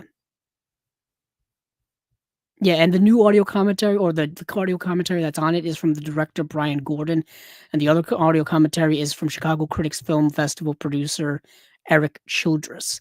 So the Eric Childress one was on the old Blu-ray, not on, and also on the 4K as well as the accompanying Blu-ray that comes with it. So that is it for Kino. Let's see. Let's move on to what else I've got here on my notes. Okay, we'll go to Eureka because Eureka has 3 releases, and unfortunately, I didn't get to watch any of them, and I hate myself because I really wanted to. So this is their April batch of Blu-ray releases. They are The Adventurers, The Magnificent Chang, Cheng, and this is 2 movies. This is The Magnificent Trio / The Magnificent Wanderers. And then we've got Laurel and Hardy, The Silent Years, 1927. So starting with the Laurel and Hardy, The Silent Years, all of these movies that are in this collection here have just been released by Flickr Alley in their Laurel and Hardy Year 2 release. Let me get that up right now, just so I am not giving out false information. Yeah, Laurel and Hardy Year 2, which is that just came out in November. So everything, all of these shorts that are on this 1927 collection from Eureka are all have already been released in that one as well. What is different? Special features. Special features are different from the Flickr Alley release than from this release. So, quickly, let's go over what is actually in this set. Um, the set contains the following shorts: Lucky Dog, 45 Minutes from Hollywood, Duck Soup, Slipping Wives, Love 'em and Weep, Why Girls Love Sailors, With Love and Hisses, Sailors Beware, Do Detectives Think, Flying Elephants, Sugar Daddies, The Second 100 Years, Call of the Cuckoo, uh, Putting Pants on Philip, and The Battle of the Century. Those are all on the Flickr Rally release, which just came out in November. So whether you get that release or whether you get this release, you're getting the same films. It's 13 shorts released throughout 1927. Um, yes, but when it comes to the special features, they're different. So the special features here for the Eureka set, um, scores by a variety of silent film composers, including Neil Brand, Antonio Coppola, Eric Le Guin, and Donald Sosin. Alternate scores on select shorts, audio commentary tracks on all the films, new interviews with silent film experts. There's an image gallery, archival recording interviews, and a collector's booklet featuring newly written notes on each film by Paul Merton, and a new essay by Imogen Sarah Smith, which is very nice. She does great work. Um, let's see. Yeah, the Year 2 set.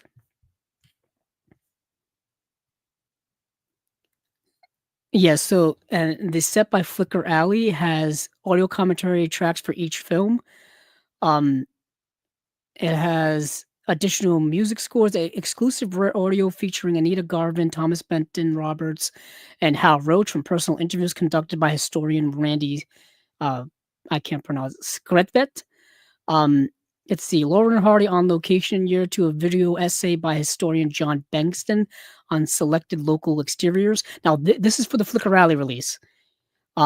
Eve's Love Letters, one of Stan Laurel's final solo films, Galloping Ghost, two surviving fragments of a rare solo Oliver Hardy film, Pair of Tights, a short starring Anita Garvin and Marion Bryan, George Mann's home movies, behind the scenes of Hal Roach Studios, a complete 20-minute interview by Tony Thomas and Stan Laurel recorded in 1959. Yeah, and then you have image galleries. So this is the Flickr Rally release. I just mentioned the Eureka release. It all depends on what you want. The Flickr Rally release sounds like it's got more interesting special features to me. But either way, like I said, you get the same films. That's the most important part of all of this. Yes, so let's see.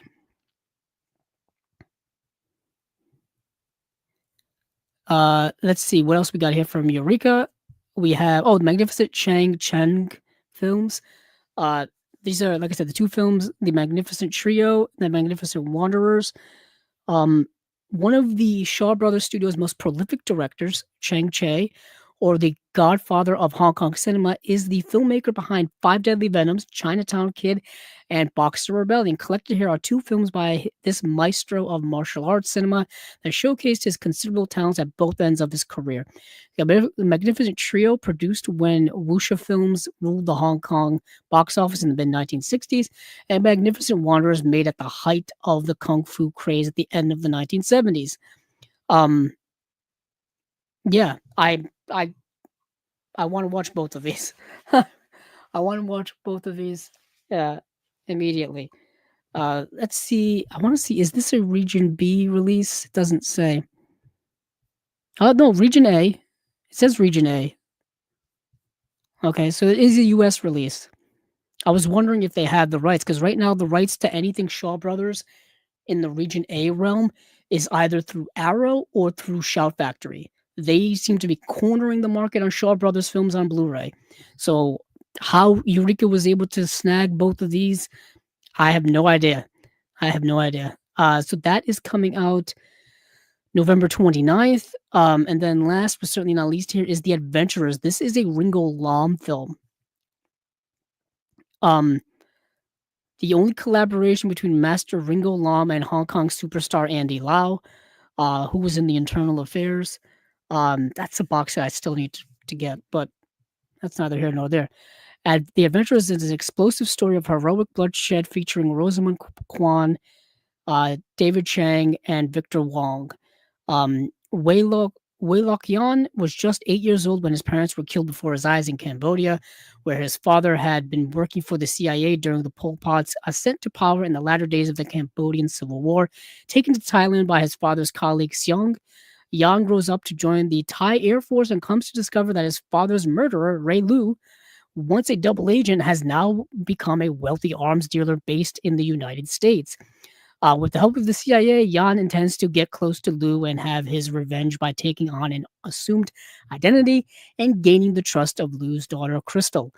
But first, he will need to go undercover in San Francisco's criminal underworld to rescue her from the clutches of Vietnamese Black Tiger Gang. This sounds amazing. I wanted to watch this so damn bad and just did not have the time before the podcast.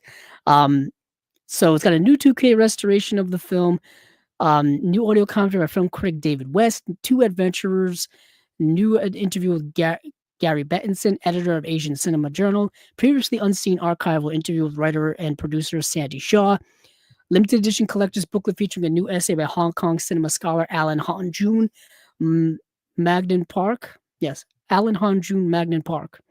Limited 2,000 copies.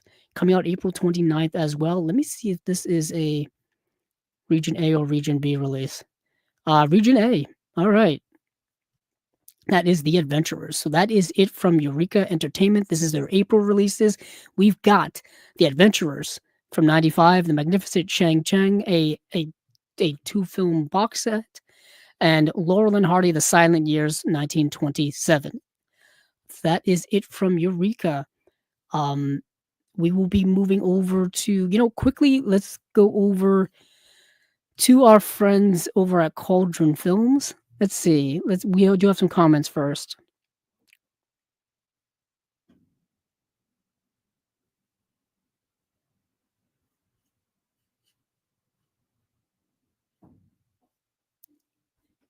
Let's see.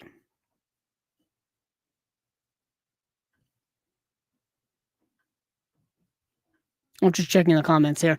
So, Acres of Movie asks, are you more of a Captain Ron or My Father the Hero fan? It has been so many years since I've seen both of those movies. I don't think I've seen both of those movies in 20 years. Captain Ron, I believe is the movie. Yeah, My Father the Hero with Gerard Depardieu and Katherine Heigl. I haven't seen that in 20 years. Captain Ron, I don't think I've seen in 20 years. Yeah, with starring Kurt Russell and Martin Short. That used to play on cable TV all of the time. Like every weekend, they would play Captain Ron. So I couldn't decide between the two because it's been so long.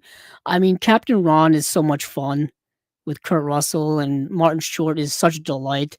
For those of you who haven't been watching Only Murders in the Building with Martin Short and Steve Martin and Selena Gomez, it's really great. It's streaming on Hulu for anybody who cares. It's just great kind of, a whodunit starring in, set in the modern world and inside of this apartment building for the most part. But I haven't seen those two movies in like 20 years. Let's see. Acres of Movie says Brother Orchid, another good unheralded noir. Gotta check it out. Starring Edward G. I think that's Edward G. Robinson. Okay. One of my favorites. Who would you cast as the live action Jack Skellington? You know who would be a live action Jack Skellington? I don't know if he can sing, but he kind of could look the part. Is it Jack Quaid? Dennis Quaid's son? He looks like he could do it. He's got the body type for it. Let's see. Acres of Movies ask, rank the following, please. My Father the Hero, Captain Ron, Pure Luck, which I don't think I've seen, Camp Nowhere, Jimmy Hollywood. Jimmy Hollywood, isn't that the Michael J. Fox film? My goodness, I don't think I've seen that in forever. Um, I can't rank them all because I haven't seen them all, but for me, as pure biased nostalgia, Camp Nowhere's number 1. Camp Nowhere for me is one of my favorite, like, childhood films. I have the Blu-ray of it actually. They re-released the Blu-ray of it too, at least once, I think through Mill Creek. Um, Camp Nowhere is such a fun film. It's such a '90s film as well. Um, man, if you it came out in 1994. I have the Blu-ray from 2011 that was put out by Mill Creek Entertainment. That's who put out that Blu-ray, and it's since been re-released by Kino back in 2018, which I think is out of print now. Um, it was a special edition. I don't know what was special about it. Um, but the Mill Creek Blu-ray doesn't look very good. I really wish that somebody would give that a nice re-release.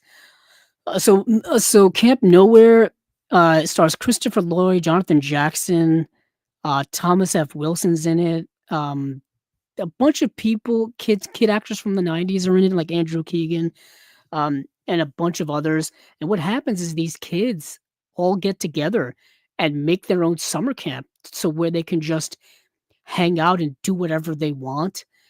But they need like an adult to like make it look real. So they get Christopher Lloyd's character. They had Christopher Lloyd and they're just like, "Hey, we'll just pay you to like live in a cabin here just so that we can say we have an adult around." And he's great in the movie and the kids are great. I'm a sucker for coming of age teenage films. Growing up, I love those movies. I like them. I love them as an adult. Camp Nowhere, so underrated, so underrated. So Camp Nowhere, number 1 with a bullet. For those of you young people listening, Camp Nowhere is so great. Just complete anarchy and chaos, as you would imagine a summer camp would be. And it's the '90s, and it's pre-internet '90s.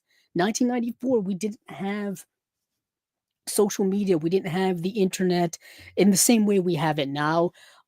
It was basically like video games, VHS movies, going to the mall was a big thing. Um, yeah, arcades. I mean, growing up in the '90s as a millennial, kind of the last generation before the internet age really kicked into high gear. Unique time, a very unique time. I've said that a few times. Um, let's see what else we've got here. Let's see. Acres of Movie says should I'm assuming Paul Giamatti play the main character in a Monopoly movie. Maybe it can be like Mr. Deeds, where he inherits the Baltic and Mediterranean, then must chase out crooks similar to Home Alone. Very fascinating. Um, I'm of the mind that Paul Giamatti can kind of do anything at this point. I say that, and then I have the images of him as the Rhino in The Amazing Spider-Man 2 running through my head, something he cannot quite do. But as Paul Giamatti as the Monopoly guy, sure, why not? Yeah, he can definitely pull off the mustache. That reminds me, I need to get the film that he was in last year. Just got a 4K Blu-ray release, um, so I've got to get my hands on that. Um, and then Acres of Movies, continues on that. Then he ascends and it becomes like Wall Street, and he starts buying and upgrading the properties quickly and having some of the community chest cards, etc. Then he advances to Boardwalk and builds there. Very interesting premise you've got going on here. Um, that sounds fascinating.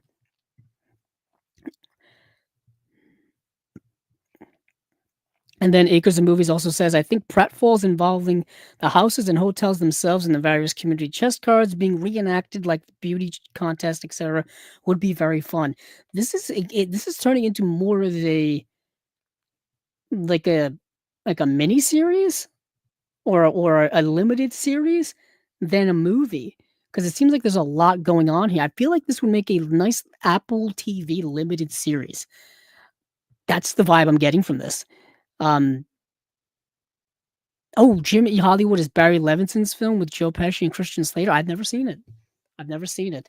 That reminds me, I still need to get Pump Up the Volume, which is the Christian Slater film that everybody needs to see because it's great and it's so underrated and overlooked and not talked about.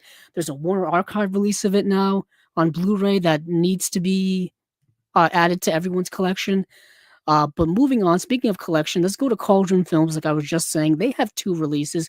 Cauldron Films um is the label that I believe is done over at diabolicdvd.com. They're putting out a 4K Blu-ray of a movie called Mad Foxes and a Blu-ray of a movie called Cries and and Shadows: The Return of the Exorcist. So, they deal with kind of, you know, horror movies, kind of like B horror movies from time to time. Think of kind of what like Mondo Macabro is doing. What I just dropped something. Oh, that fell. Um, what Mondo Macabro is doing, what Neon Eagle is doing, um, things like that. And I got stuff falling all over the place here.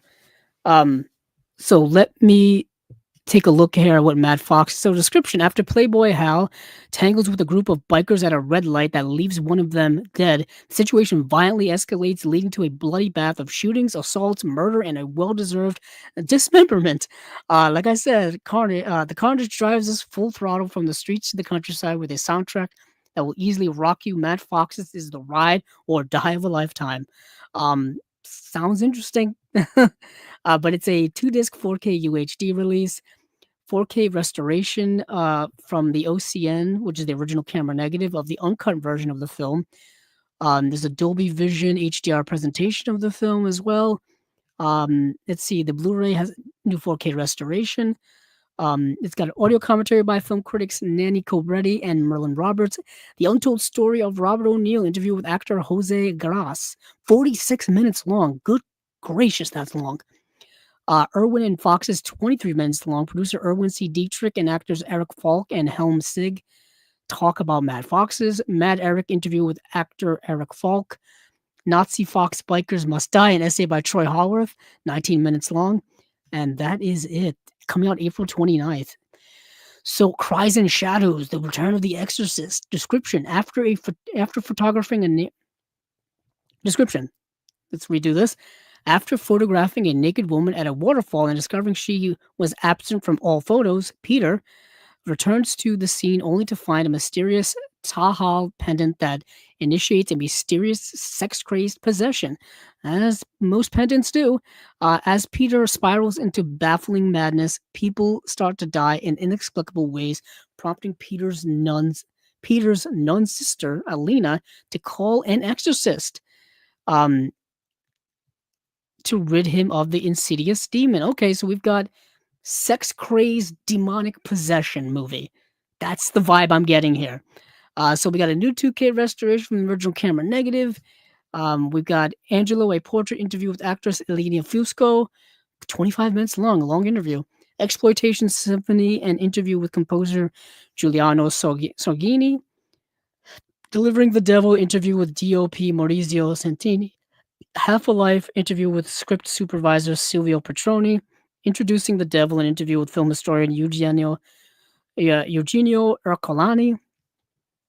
Audio commentary by Eugenio Ercolani and Troy Haworth. CD soundtrack. There's a lot going on here. This is a massive release. So much to go through. 2 deluxe releases, and also for the month of April. I believe these are both coming on April. Yes. Also in April, the label will release the Blu-ray of Brevido Giallo, a 4-disc box set as well. That is the box set that is all of, I think that's the, yep, that's the Umberto Bava box set. That's the Blu-ray with the 4 Blu-rays as well as the CD soundtrack as well. No, it's 3 Blu-rays and disc 4 is the CD soundtrack. So these are all coming in April. The Brevido box set, the Brevido Giallo box set, and Mad Foxes 4K, and the Blu-ray of Cries and Shadows: The Return of the Exorcist. So that is all from Cauldron Films over at diabolicdvd.com. Let me get rid of that. And then we've got couple of others here right away, then we'll get into Arrow. Um, quickly here, 101 Films is putting out a Blu-ray release. Actually, let me check if it's a Blu-ray or check if it's a 4K of the movie Trancers. Um, the sci-fi movie from the 80s, Trancers. So it says here, new to the Black Label this March from Charles Band's Full Moon Features, Trancers from 1984 on 4K UHD in the UK for the first time. Led by Philip Marlowe-inspired Jack Def, with a cast featuring a young Helen Hunt and prolific character actor Art LaFleur, Trancers is part tech-noir thriller and part zombie hunt with a healthy dose of comedy and killer synth score. That's very true. Great score in this movie. Marking the first time Trancers has been available in 4K outside of North America, our version is packed with extra content, including new interviews with Charles Band and editor Ted Nicola, alongside archival extras, including commentary tracks, short film Trancers, City of the Lost Angels, and more. This limited edition release comes packaged in a slipcase with brand new artwork and booklet featuring new writing on the film. This is coming out March 31st. This is the movie Trancers. It is kind of like Blade Runner meets a zombie film with time travel elements to it, if you can believe it. So, yeah, it's fascinating. It's a fascinating movie. Let me go check on my letterbox, see what I rated it as. I think I rated it pretty high. Let's see. Oh, move past it. My bad. There it is. Yeah, 1984, low budgeted as all heck too. But the low budget of it kind of um works in its favor, I think. Works in its favor. It gives it a sense of 80s sci-fi action grittiness. So yeah, Angel City Trooper Jack Death is sent back in time from 2247 to 1985 LA to inhabit the body of his ancestor. Death's assignment is to find his archenemy Whistler, who turns people into zombies before the fiend is able to kill all the ancestors of the future governing council. So that's what he has to do. He's got to go back in time, stop this guy from killing all the ancestors of like the future government officials. Um, that's the premise of the movie. But his job in the future is to like eliminate these zombie infected people. In Blade Runner, the Blade Runner's job is to, you know, eliminate the replicants. So you can understand the kind of Blade Runner-esque connection there. So that is Trancers, getting a Black Label release from 101 Films. Let's get rid of that. And let's go over to Deaf Crocodile. They have 2 releases. Our friends over at Deaf Crocodile, they're just putting out stuff hand over fist. they got new stuff coming out all of the time, and they have 2 new things here that I wanted to highlight. First up here is the spectacular sci-fi visions of East German director Gottfried Kolditz. It's a 2-film, 2-disc Blu-ray set now available to pre-order. It says the first movie is Signals, a Space Adventure from 1970. It runs 86 minutes long. The first and most ambitious of the 2 epic space operas that prolific East German genre director Gottfried Kolditz made for the state-run DEFA film studio. Signals was DEFA's cheeky attempt to outdo Kubrick's 2001: A Space Odyssey, behind the curtain. So I believe this would be a USSR film, Soviet Russia. The film used many of the same tricks, expansive, visually stunning shots of the cosmos, gorgeous, futuristic space design with ergonomic chairs, IBM lookalike computers, mod mini dresses, and Star Trek space uniforms, even a copycat free-floating in-tunnel sequence with a wild electronic Perry Kingsley type score. 70mm cinematography was utilized in the movie, restored in 6K from the original camera negative by the University of Massachusetts Amherst. That's a few hours away from me. That's really cool. So yeah, it's the first ever world Blu-ray release by Deaf Crocodile of this movie. That's awesome. That's awesome. Yet again, no one is doing releases like Deaf Crocodile in terms of the stuff they're putting out. The movies they're putting out are things you've never heard of before. There's stuff from Eastern Europe from the 70s and 80s, stuff that was, you know, from countries that were part of the USSR of the time. So a lot of this stuff probably wasn't being worldwidely distributed in any way. It's probably never seen the light of day on VHS or DVD, and God knows not Blu-ray or 4K or anything like that. So these are coming to light for the first time in probably decades. A lot of animation stuff as well that they're putting out. A lot of these Eastern European films too. Stuff like I said, I've never heard of, stuff you can't even find to watch really. Up until now, they're really making these films available for the first time to watch. You can find a lot of them now to stream actually on uh, Canopy. Is a streaming service that I use a lot. You can access that through your local library for free. All you need is a library card, which you can also get for free. But the second film here is In the Dust of the Star, in the Dust of the Stars.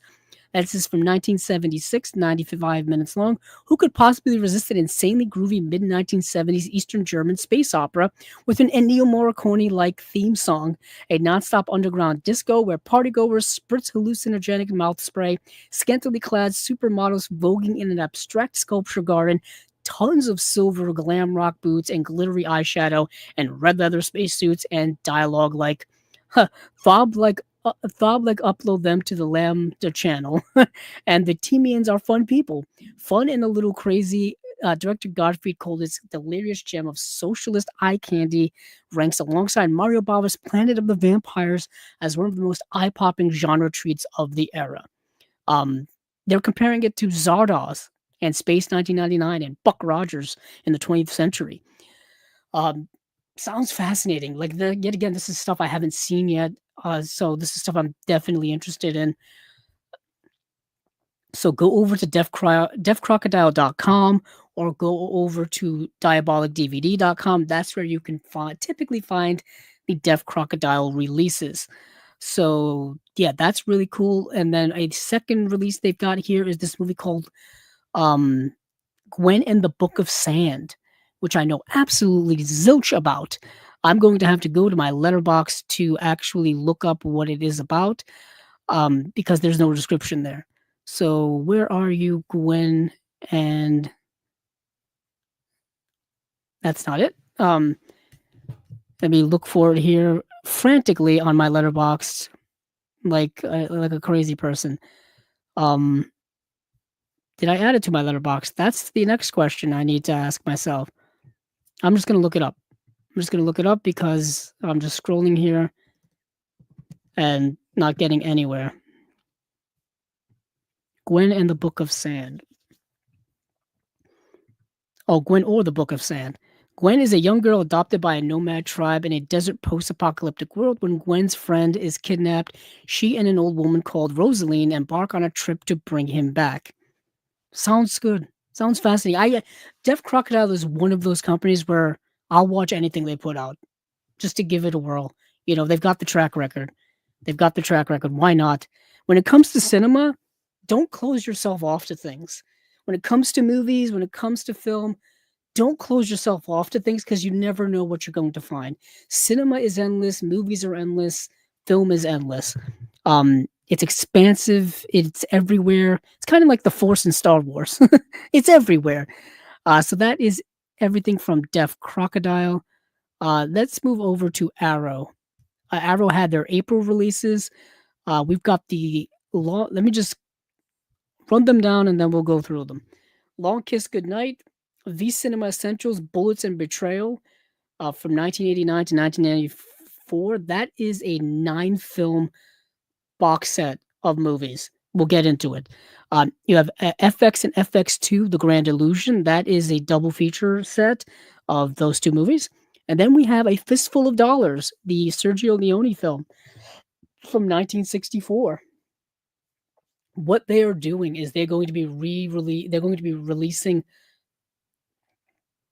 their own 4Ks in April, May, and June, one per month. So April will be A Fistful of Dollars. No, May will be, yeah, April will be A Fistful of Dollars. May will be For a Few Dollars More, and then June will be The Good, the Bad, and the Ugly in 4K. Um, so that's how that will roll. And then lastly, here we have a movie called Booger from 2023. So let's get into it here. The Long Kiss Goodnight is the from Shane Writer Screen Black from screenwriter Shane Black, sorry, and director Rennie Harlan, who directed Die Hard 2 and Cliffhanger, comes kick-ass action thriller The Long Kiss Goodnight. This stars Gina Davis and Samuel L. Jackson. 8 years ago, Samantha Cain washed up on a beach pregnant with no memory. Now she's a school teacher living an idyllic small-town life with a daughter and boyfriend who love her. She's almost given up on ever finding out about the life she used to lead until an accident awakens hidden memories and her past comes back with all guns ablazing. With help of low-rent private eye Mitch Hennessy, Samuel L. Jackson, Samantha must uncover who she was and why so many people want her dead before it kills them both. Um, that's the movie. Uh, I've seen the movie. It's a fun action 90s film. This is getting a 4K UHD release as well as a Blu-ray release. Um, New 4K restoration by Arrow Films from the original 35 millimeter camera negative, approved by director Rennie Harlan. That's cool. Brand new audio commentary by film critic Walter Chaw. Brand new audio commentary by film critics Drusilla Adeline and Joshua Conkle, co-hosts of the Bloodhouse podcast. Drusilla Adeline is Sister Hyde. Sister Hyde, who does such great artwork for many covers of boutique labels releases that pretty sure many of you have in your collection and many of you at least know of. Off the top of my head, The Elephant Man Criterion. That's done by Sister Hyde, Drusilla. She was interviewed here on Chasing Labels way back in our early days as well. Awesome artist. Let's see. The Blu-ray has the more special features on it. Symphony of Destruction, a new interview with stunt coordinator Steve Davidson. Long Live the New Flesh, a new interview with makeup artist Gordon J. Smith. Girl Interrupted, a new interview with actress Ivana Zima. Ivan Zima. Amnesia Chick, a new visual essay by film scholar Josh Nelson. The Mirror Cracked, a new visual essay by critic and filmmaker Howard S. Berger. The Woman's World, a new visual essay by film scholar Alexandra Heller Nicholas, friend of Chasing Labels. Archival promotional interviews with director Rennie Harlan and Gina Davis, Samuel L. Jackson. Making of, which is an archive promotional featurette. So nice I'm assuming limited edition stacked release from Arrow Video, as we all come to know them to do. That's coming out April 8th. Now we get the V Cinema Essentials Bullets and Betrayal. Like I said, a 9-film set coming on 5 discs. Yes, so we've got 2 movies per disc on the first 4 discs, and then when the 5th disc has a standalone film. The movies are Crime Hunter, Bullets of Rage, Neo Chinpira, Zoom Goes the Bullet. That's on disc 1. On disc 2, we have Stranger and Carlos. On disc 3, we have Burning Dog, and we have Female Prisoner Scorpion Death Threat. And then on disc 4, we have The Hitman, Blood Smells Like Roses, Danger Point, The Road to Hell is the second film there. And then the last disc, disc 5, which has the standalone movie, XX Beautiful Hunter. Unfortunately, I wasn't able to watch any of these because, 9 films is a lot to commit oneself to doing. So I did add all of them to my letterbox to watch at some point. But yeah, this is a lot of movies here. These are all Japanese Toei films. So it says here, in 1989, legendary Japanese studio Toei launched their V-Cinema line of direct-to-video genre features. So these were all direct-to-video Japanese action films.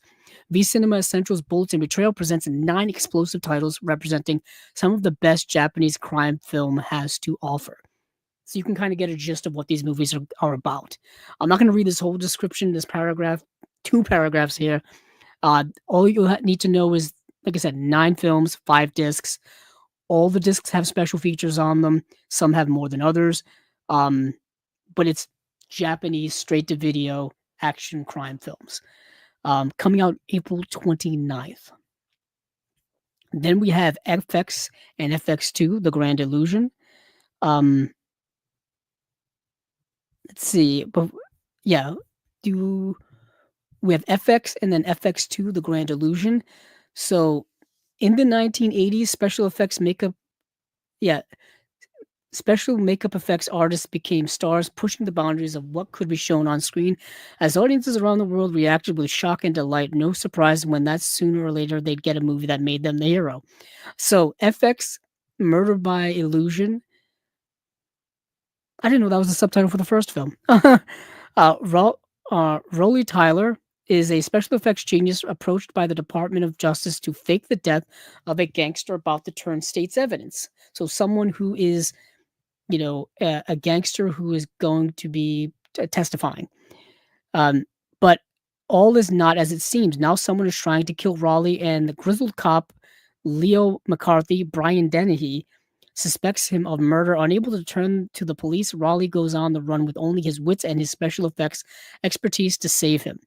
FX was a smash hit, and the sequel was inevitable. Under the auspices of ace Australian director Richard Franklin, who did Psycho 2, I know Richard Franklin, FX2, The Deadly Art of Illusion, sees Raleigh convinced against his better judgment to once again use his expertise beyond the silver screen, this time helping to trap a murderer as part of an NYPD sting. When lightning strikes twice and things go wrong, Raleigh, his girlfriend Kim, and her young son Chris are all plunged into danger. Only with Leo's help can Raleigh keep them safe. So, what you get here is a movie that came out in 1986, which is the first FX film, and then you get its sequel in 1991. These are really cool kind of action films, really.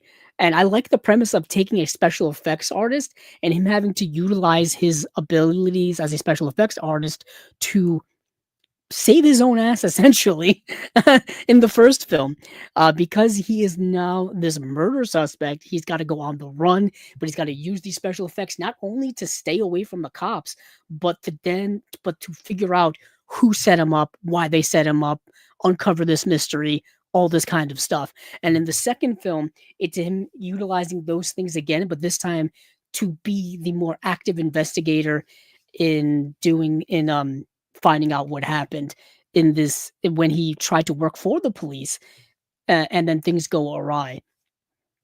What's interesting is that Brian Dennehy is in both films, and Brian Dennehy, I think, steals both films. He's not as big a fixture in the first film as he is in the second film. In the second film, I think he takes over the movie, and it becomes more of a movie about his character than the Raleigh Tyler character, Brian Brown, the actor who portrays him. It becomes more a Brian Dennehy film, and I thought he was great in it. I really, really liked both of these movies. The second film isn't as quite as good as the first film. The second film is a little lighter, more of a buddy cop movie, as opposed to the first film, which is more of a 1980s neo noir film. It's gritty, it's dark. The second film is dark as well, but it's got, like I said, more of a buddy cop feel to it, which lightens it up a little bit. But this double feature is a great double feature. I'm gonna get this added to my collection. I watched these movies for the first time. Disc one, let's see, is this? Yeah, this is just a Blu-ray release, I think. Disc one is the first film, which is FX Murder by Illusion. It's got a new audio commentary by critic Mike White. New audio commentary. It's got a second audio commentary by Dan Martin. FX, a new interview with makeup effects supervisor Carl Fullerton. That's really cool. And then you have FX Illusions, a new visual essay by film critic Heather Wixon, author of Monsters, Makeup and Effects, Murder by Illusion, an archive interview with director Robert Mandel, and then The Making of FX, an archive featurette. And then you have the second disc, which is FX2, The Deadly Art of Illusion, new commentary by Dan Martin of 13 Finger FX and filmmaker Jen Handorf. Should have mentioned that in the first one. They do that. They do an audio commentary on the first film as well. Art and Illusion, new interview with makeup effects supervisor Eric Allard. FX Magic, a new visual essay by film critic Heather Wixon, author of Monsters, Makeup and Effects. The Australian Invasion, a new visual essay by film scholar Alexandra Helen Nicholas. She's everywhere, people. We love her here on Chasing Labels. Yet again, check out her interview that she did on here, Once Upon a Time. It got cut short a little bit because of technical issues, but she's great. She's the author of several books as well, but she shows up in a lot of special features. Then we have the making of FX2, an archive featurette behind the scenes inside Eric Allard's workshop, and that is it. I think this is, I- is this an, I think this is a Region B release. Yeah, this is a Region B release because there's only a UK date here of April 14th. But either way, um, I want it. I want that set. Last but definitely not least, I no introduction here. A Fistful of Dollars. The Dollars trilogy, the Man with No Name trilogy, has got to be one of the most re-released Western trilogies of movies I've ever seen and that I've ever had in my collection. It's been released on DVD. It's been released on Blu-ray twice. It's been released no, yeah, it's been released on Blu-ray twice. It's got 4K releases from Kino. It's got now 4K releases from Arrow. So much of Sergio Leone, Man with No Name trilogy to go around. Truly one of the greatest spaghetti western trilogies of all time. And this is the first film here, starring Clint Eastwood. Yeah, it's a landmark of a film, an absolute landmark of a film. Let's see. Yeah, it's a landmark of a film, and let me just go through it here. Um, a nameless stranger, Eastwood rides into the Mexican border town of San Miguel and quickly finds himself in the middle of a bloody bath for power between two rival families, the Baxters and the Royals. Candidly realizing there's money to be made from playing each side against the other, the man with no name soon finds himself caught in the crossfire as the body count escalates. Um, this is a remake of Yojimbo, of Akira Kurosawa's Yojimbo. Um, it's notoriously, a remake of that film, except, you trade a feudal Japan samurai film to the Old West with a gunslinger, with a cowboy, if you will. And yeah, it's Clint Eastwood. It's a famous movie. I don't need to go through all this. So we've got a reversible sleeve featuring original and newly commissioned artwork by our friend Tony Stella. We did an interview with Tony Stella, the artist, here on Chasing Labels as well. Uh, the it's a 2-disc set, Blu-ray, 4K Blu-ray and Blu-ray, 4K restoration from the original 2-perf Techniscope negative. There's been Let's see how it looks. There's been so many different kind of iterations of the visual look of these movies. I'm curious what this one's going to be of. So we've got, yeah, so it's a new 4K restoration from the original 2-perf Techniscope negative, Dolby Vision presentation of the film, original English and Italian front and end titles, newly restored original lossless English and Italian mono. You have a 5.1 track in here as well. There's an audio commentary by film historian and Leone biographer Sir Christopher Frayling, audio commentary by film historian and critic Tim Lucas. The second disc, which is just a Blu-ray of special features, When It All Started, a newly filmed interview with film historian and critic Fabio um, Melelli. Four Fingers, Four Picks, a newly filmed interview with guitarist Bruno Battista da Mario. A Wind and Fire, a newly filmed interview with Morricone biographer Alessandro De Rosa. A Night at the Movies, a newly filmed interview with filmmaker Paolo Bianchini. A Fistful of Outtakes, highlights from the original rushes, the day the soundtrack changed, a new visual essay by musician and disc collector Lovely John exploring the film's iconic score, Marisol, Leone's Madonna of the West, an archival interview with co-star Marianne Koch, the Frayling Archives and A New Kind of Hero, 2 archival interviews with Sir Christopher Frayling. I am gonna run out of breath here. A Few Weeks in Spain, an archival interview with Clint Eastwood. Obviously, you couldn't get anything new from Clint Eastwood. I just feel like he'd be too expensive to get. Yeah, there's a bunch of there's a few other things here. There's an restoration Italian style and archival featurette on the film's remastering for DVD. That's interesting. Not really relevant to this, but whatever. Um, yeah, this is going to be one of their deluxe releases as well. No doubt in my mind. It's coming out. There's a Blu-ray counterpart to it as well. That is also 2 discs. So if you want to get the Blu-ray, get the Blu-ray. If you want to get the 4K, get the 4K. Obviously, this is going to be Region B Region B locked because Kino owns the rights here, I believe. At least I have the Kino 4K of this film. I have the Kino 4K of a few dollars more. I still need to get the Kino 4K for the good, the bad, and the ugly. Um, the reason being, I've just waited on that because I'm trying to find it with the slipcover is damn near impossible. I'm assuming I have to do a comparison of special features, but this looks like it has new stuff. As you can see here, I just read off a bunch of new things. So, last up here is a movie called Booger, which is a movie by Mary Dowderman. Um, and this is an existential kind of heartbreaking film, dealing with grief, dealing with loss. It's yeah, it's about Anna, a young New Yorker is consumed in overwhelming grief after the sudden death of her best friend and roommate, Izzy. Struggling to cope, Anna becomes fixated on finding Booger, the stray cat that she and Izzy took in together. Um, that's why the movie's called Booger, because it's about the name of this cat. And she's so fixated on finding this cat that that's how she's processing the grief. But the problem is the grief is overwhelming her. It's consuming her. Kind of it's making her neglect herself. It's making her become frantic and manic and going through mental health issues as well. And that's what grief can do. Grief can beat you down badly. And it happens to a lot of people. And this film is very much about that process of grief, that existential process of grief that can be very agonizing for many. I know many of us go through that process, whether we lose friends or family or any type of loved ones, any type of things we have personal connections to.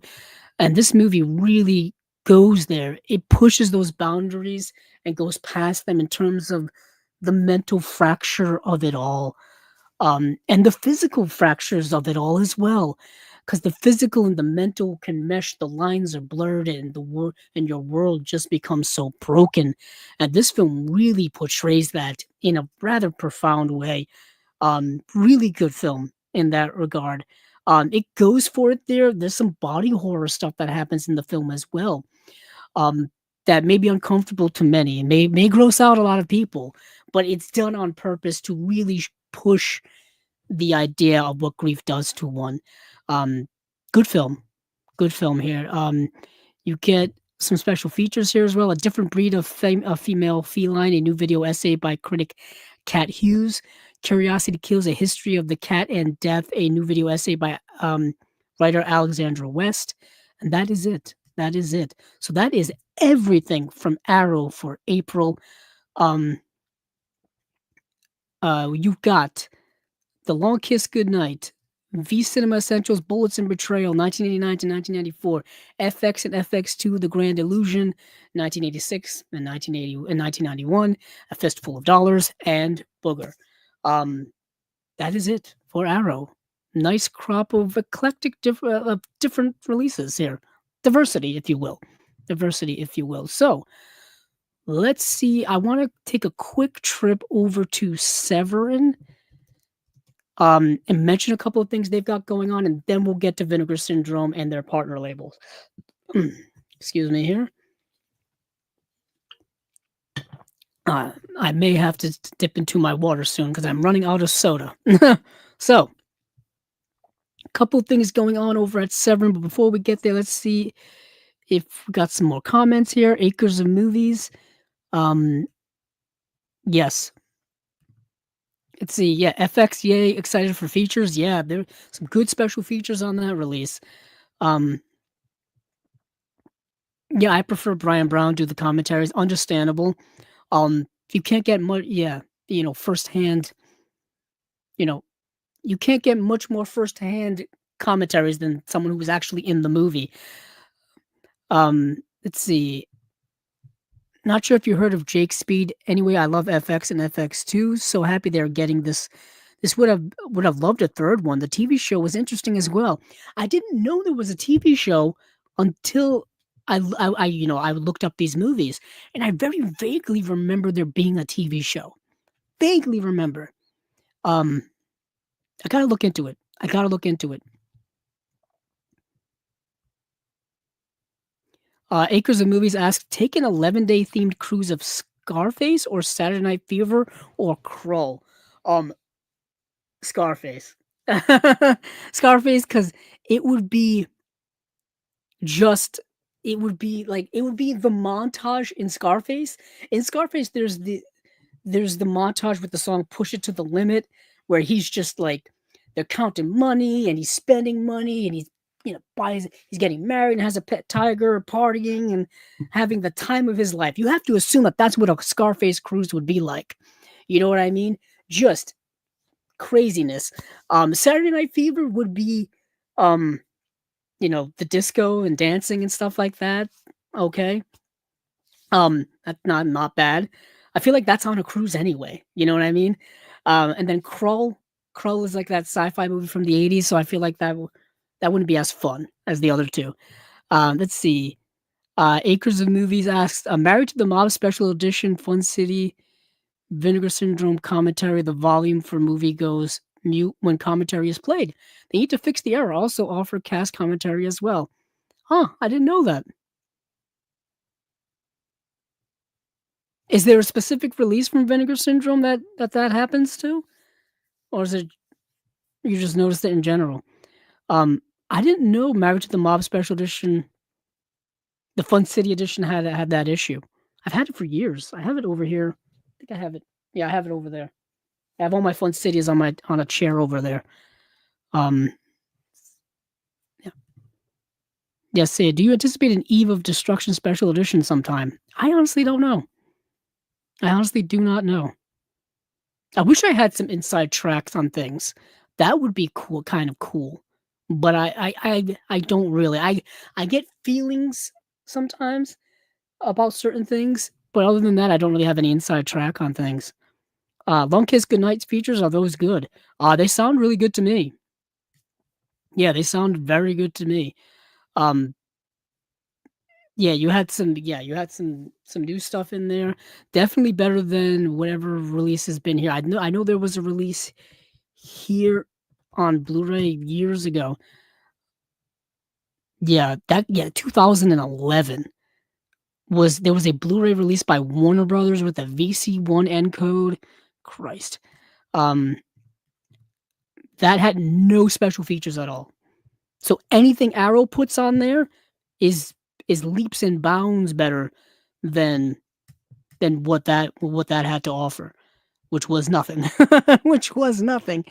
Um, yeah, and the fact that it's coming out in 4K as well. I know a lot of people are excited for this release for obvious reasons. People love Gina Davis. I love Gina Davis as well. Super great actress. Um,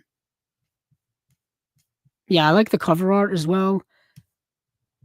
Yeah, like I said, there was 2 new audio commentaries, plus a plus was that 3 visual essays? Yeah, new interviews on there. That was a stacked release. And it's all approved by Rennie Harlan too, and it's got, like, archival stuff too. Yeah, that's going to be a good release. Watch out for that in April. I got a feeling that's gonna sell very well and may sell out very quickly. So if people wanna pre-order something, that Last Kiss Goodnight may be something you wanna pre-order.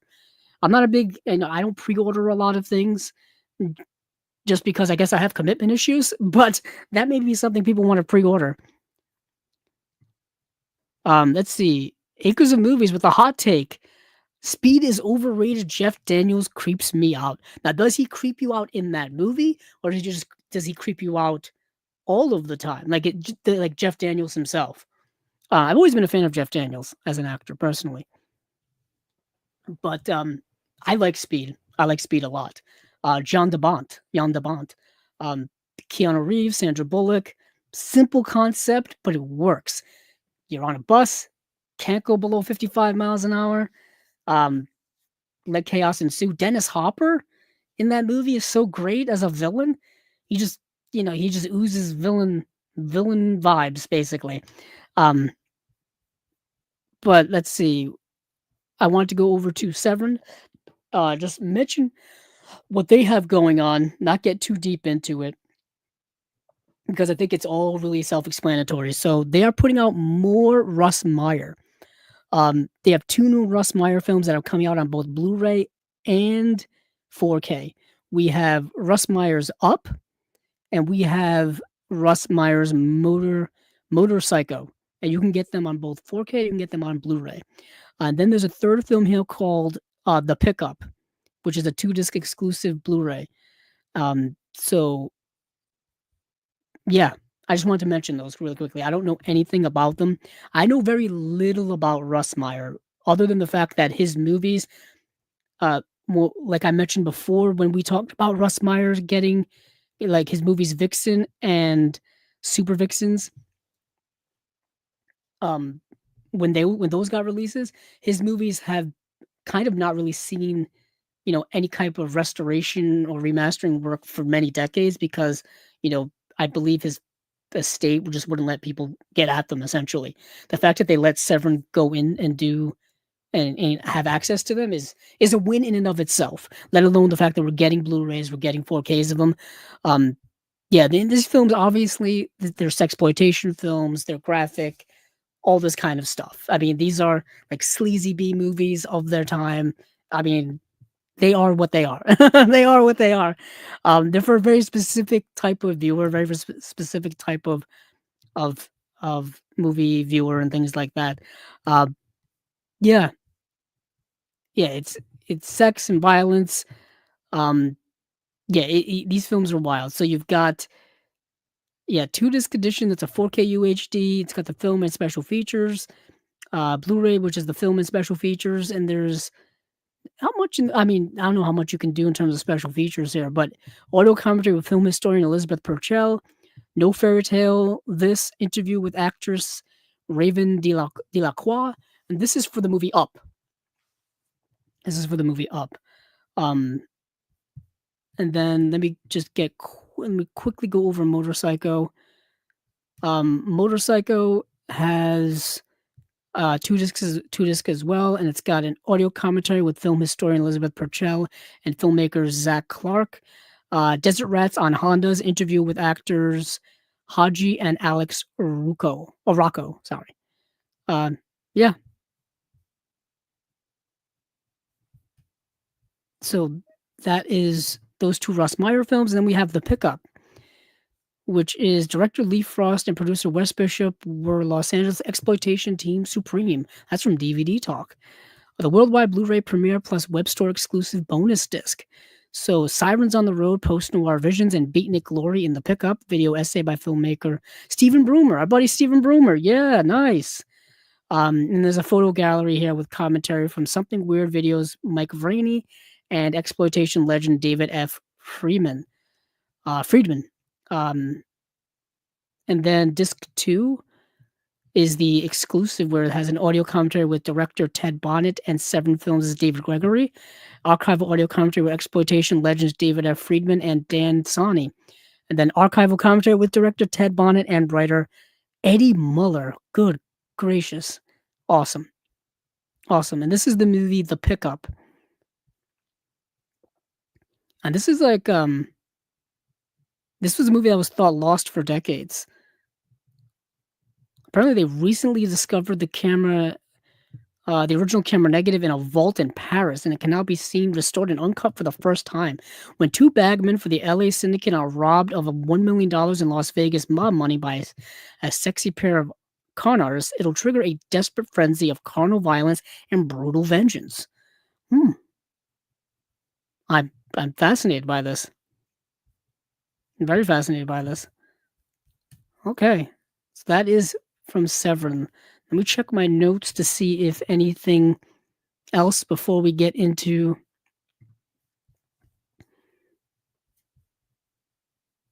Vinegar Syndrome.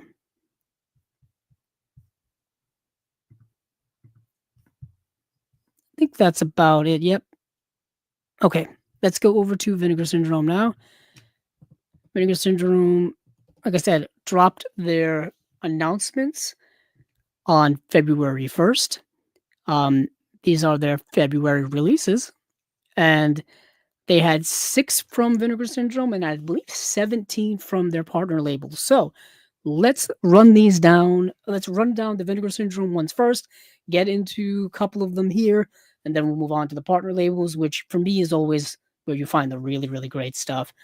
So we've got coming on 4K UHD, The Possession of Joel Delaney.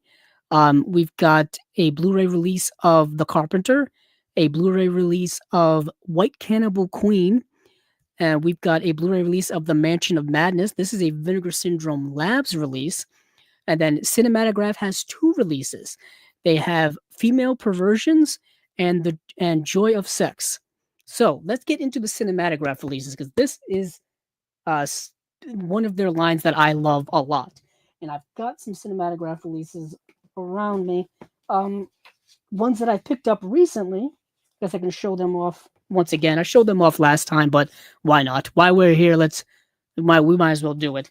So I've got this is releases 3 and 4. I've got Going South right here. For those of you listening at home, I've got the Cinematograph release of Going South, and I've got the Cinematograph release of the Paul Schrader film Touch here as well. I also have Red Rock West as well as Little Darlings. So I've got the first 4 releases. These will actually be releases, I think 13 and 14. Let me take a gander here. Oh no, I think it's 14 and 15. My bad. I'm one off. Yes, so Joy of Sex is Cinematograph release 14, and the other one is and Female Perversions is 15. So within a calendar year, pretty much, because I think Cinematograph release came out about a year ago. They've put out 15 releases on that line. 15 releases. So that's really cool. It's a line that I really love a lot. It's headed up by Justin La Liberty, who runs the OCN partner label releases, and he sees a lot of movies. That guy knows movies. And these are releases you can tell a lot of passion, a lot of love go into them. Typically, with a lot of these boutique labels, that's the case. It's so obvious in these releases how much passion is in them. But let's talk about Joy of Sex first. Briefly, let's talk about this movie. This is a Martha Coolidge film. This is a Martha Coolidge film that she did after Valley Girl. For those of you who've seen the movie Valley Girl. So, inspired by, let's see, let me read this.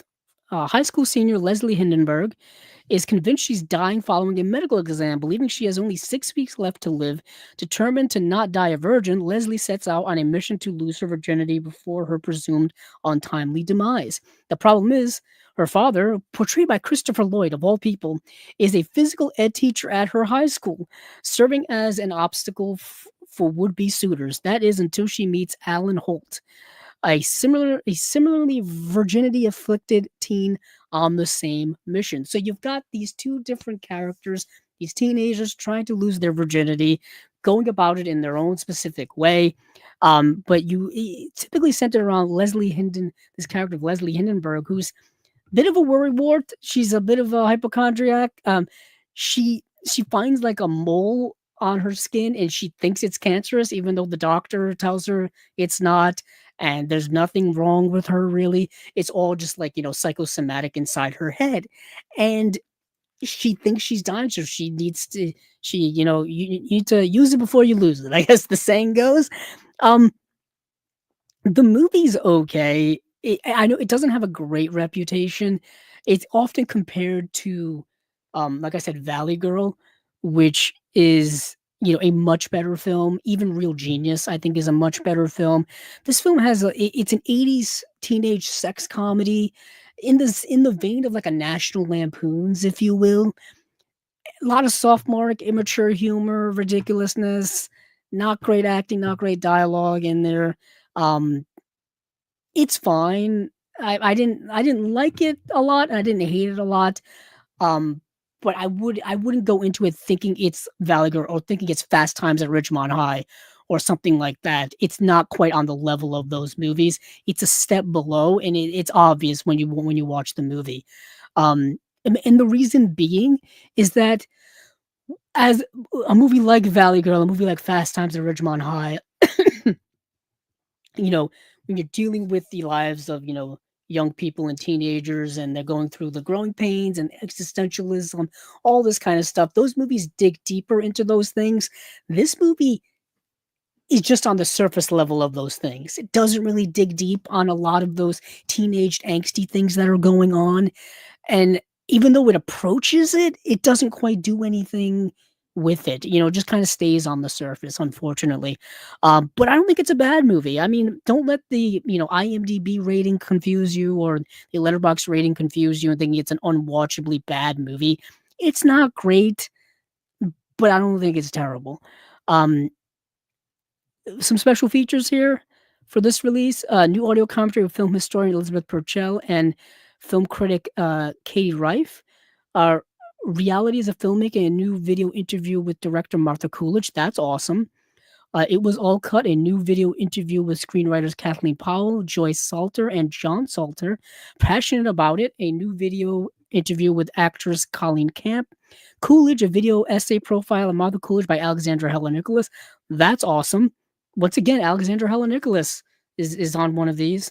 Our friend Grace Under Fire, a new video interview with actress Lisa Langlois. That's cool. I love new special features, by the way. New text essays by critics Mariah Gates, Kristen Lopez, and Stephanie Monahan. So Mariah Gates, I've known Mariah Gates for many, many years. She's been on Chasing Labels.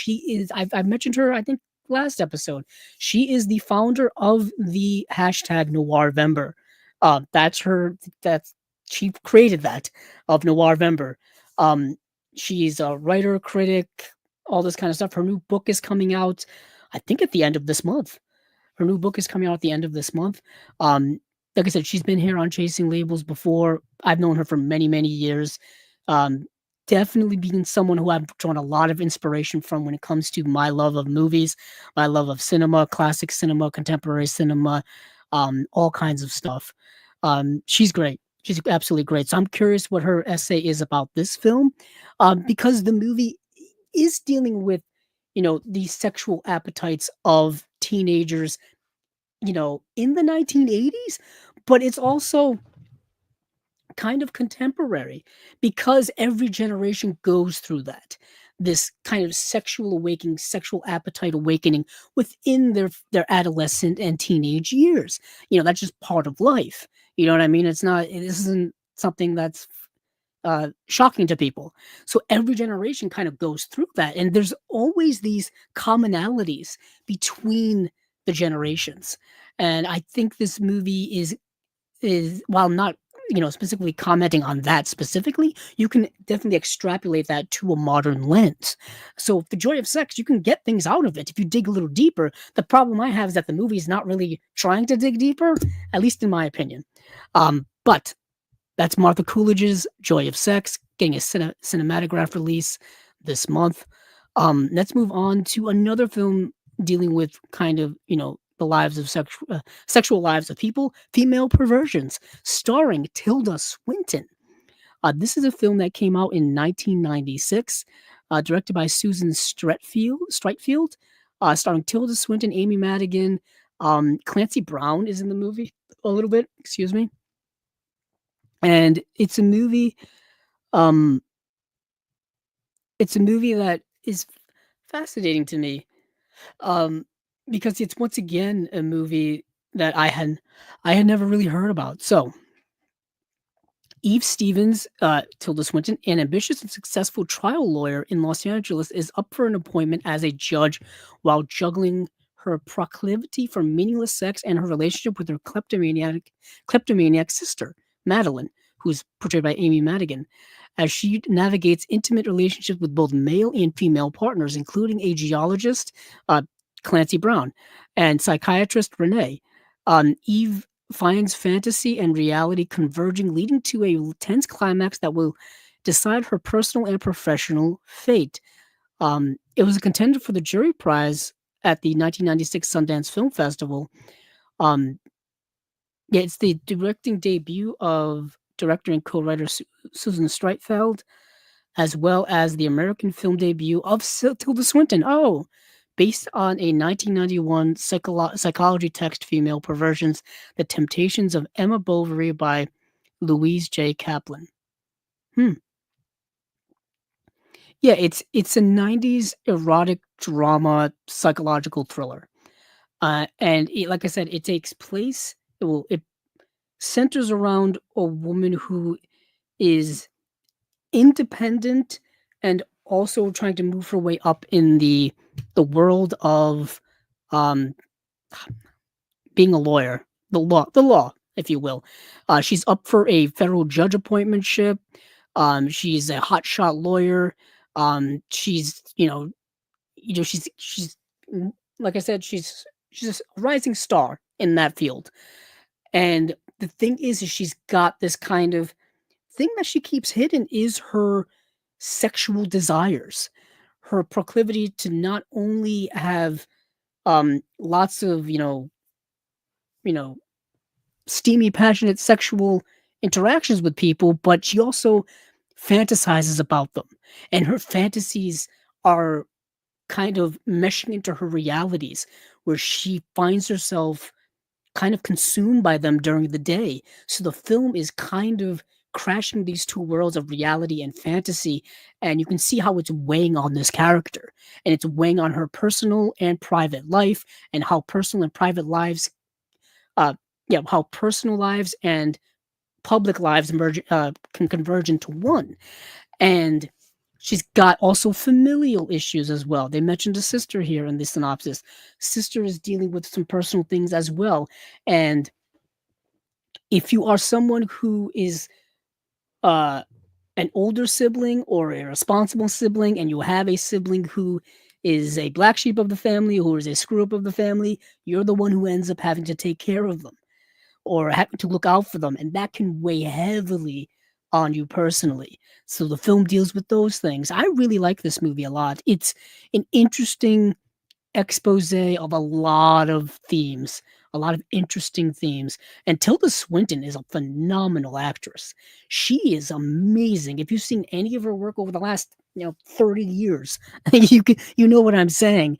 Um, and she's kind of done it all, really. So yeah, it's a Tilda Swinton role I had never seen before, and it's really good. Um, yeah, so let's get into some of the special features here. New audio commentary by film critic and historian Alexandra Heller Nicholas, coming back around a new video interview with director and co-writer Susan Streitfeld. Coming back over, no, a real story, a new video interview with co-writer Julia Hybert. Ahead of its time, a new video interview with cinematographer Teresa Medina. Jumping through hoops, a new video interview with actress Karen Silas. The Soul of a Film, a new video interview with actress Frances Fisher. No Egos, a video conference with actress Dale Sugar. New text essays by film critic Kate Hagen. I think I know who Kate Hagen is. Essayist Philippa Snow and culture writer Madeline Sutton. Cool. Cool, cool, cool. Yet again, looks like another solid release from Cinematograph. So that's the two Cinematograph releases of Joy of Sex and Female Perversions. Quickly here, let's go over a couple of these other ones so we can move on to the partner labels because there's a lot of those to go through. But let's get to some comments first. Let's see.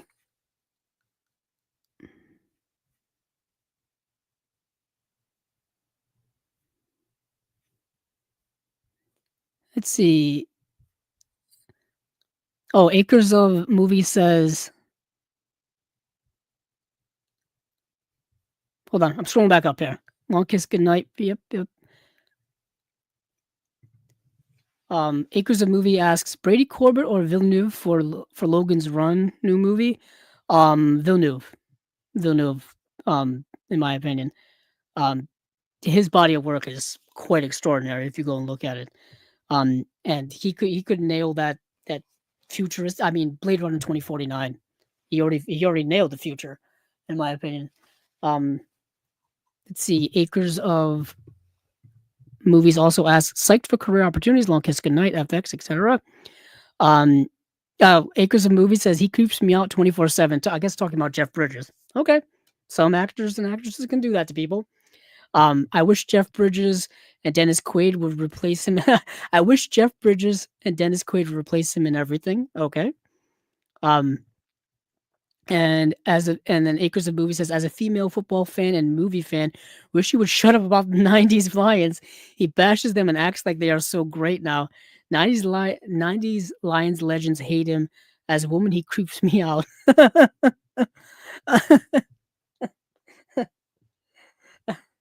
Interesting. I didn't know that they come.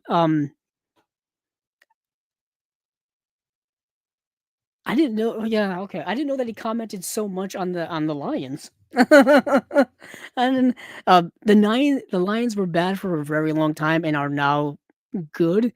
So people talking about them from back in the day. I'll tell you, '90s Lions had Barry Sanders. Barry Sanders is one of the greatest running backs of all time. Um, for those of you who are not even football fans, just go watch Barry Sanders' career highlights.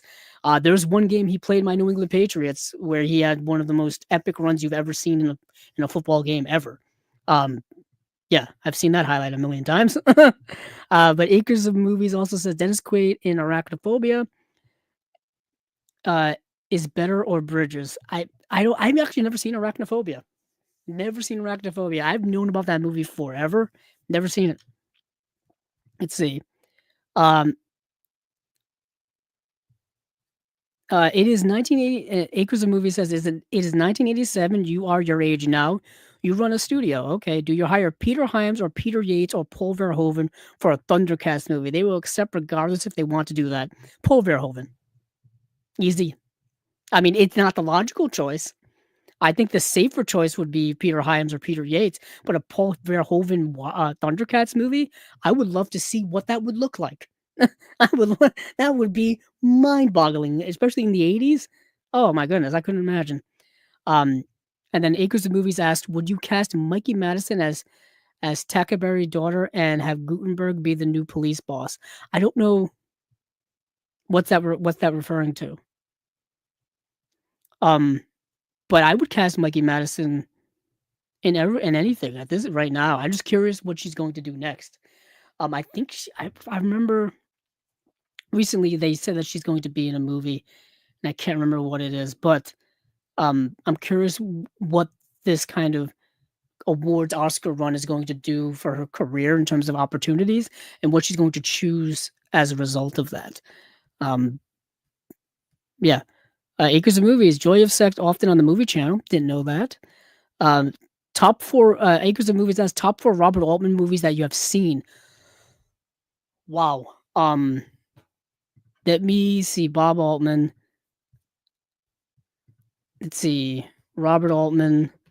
I've got to look at his filmography quickly because I've got a few in my head, but I want to make sure I don't miss out on something that's obvious. Let's see. So Robert Altman. Let's see. I think number one for me, maybe The Player. Um, I think The Player is very good, and I think The Player gets more relevant over time. Um, so we got The Player, Three Women, um, The Long Goodbye, and McCabe and Mrs. Miller. That's what I'm going with. Yeah. What did I say? The Player, Three Women, The Long Goodbye, and McCabe and Mrs. Miller. That's for Robert Altman for me. And then we've got what is Morricone's best on-screen cinema visual and sound combined music score moment? Um, Anything he did with Sergio Leone. They're all amazing. I know that's a cop out, but they're all amazing. Um, would you like to do? Let's see, Acres of Movies. Would you like to do the overlooked movie? Overlooked performances Oscars. Each person chooses movies or performances that were not nominated. I don't know. Perhaps. Um, let's see. And then it says Acres of Movies ask, call Billy Joel Call Billy Joel biopic The Piano Man. That makes sense. Robert Downey Jr. for the role and CGI de-aged him, or have Emery Cohen play him in younger years. You know what? Go with Emery Cohen playing him in younger years. Why not? The de-aging stuff is kind of old hat right now, and it's not really working so well. Let's see.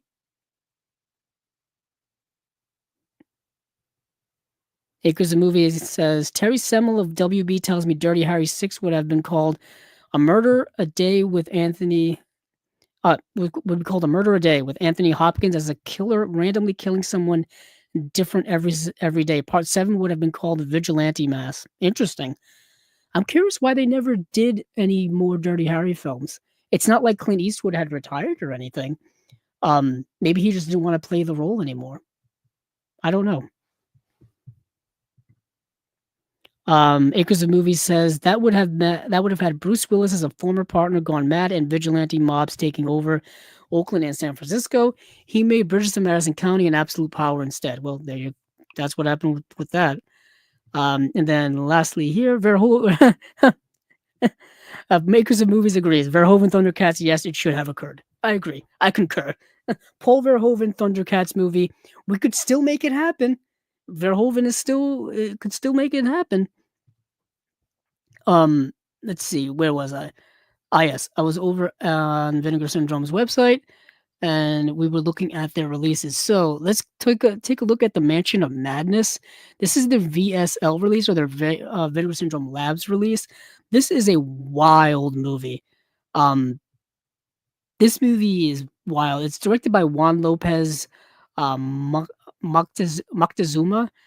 Journalist Gaston Leblanc travels deep into the woods of France in order to investigate a mental institution run by the famed Dr. Millard, who purports to have developed an experimental form of treatment for his patients, which he deems to be more soothing. Once Gaston and his entourage arrive just outside the institution walls, they are immediately greeted by a hostile display from the guards.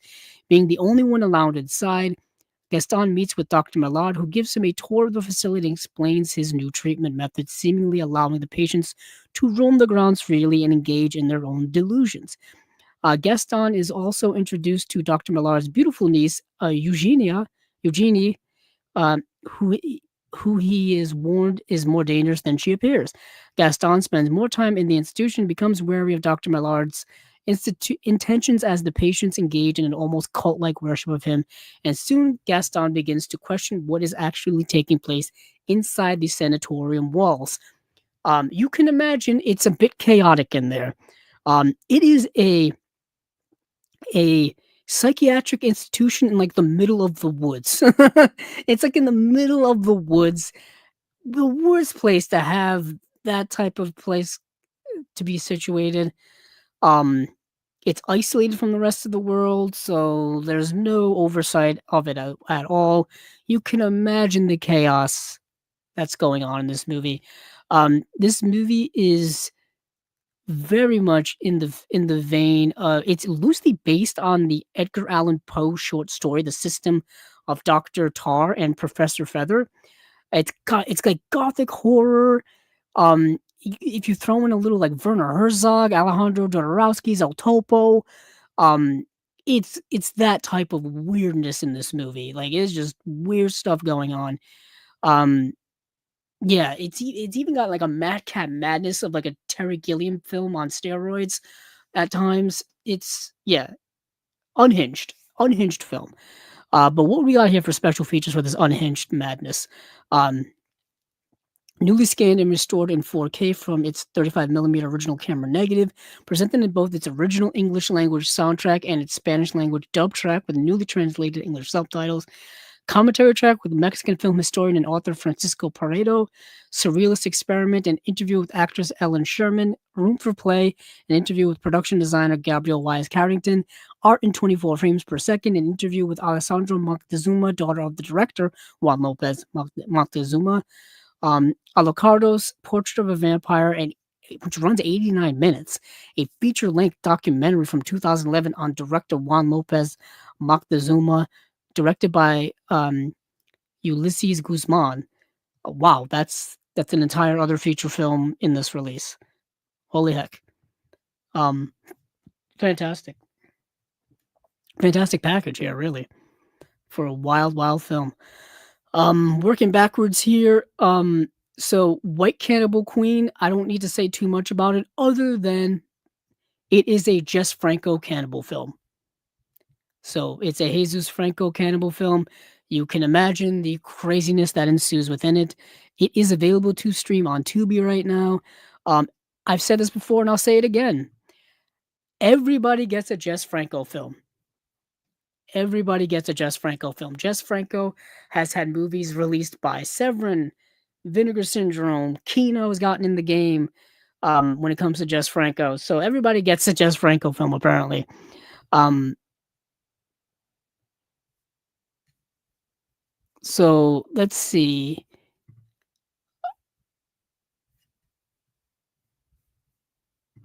Yeah, so everyone gets a Jess Franco film. White Cannibal Queen is his cannibal film. We've got newly scanned, restored in 2K from its 35 millimeter original camera negative, presented in both its original Italian language soundtrack and newly translated English subtitles.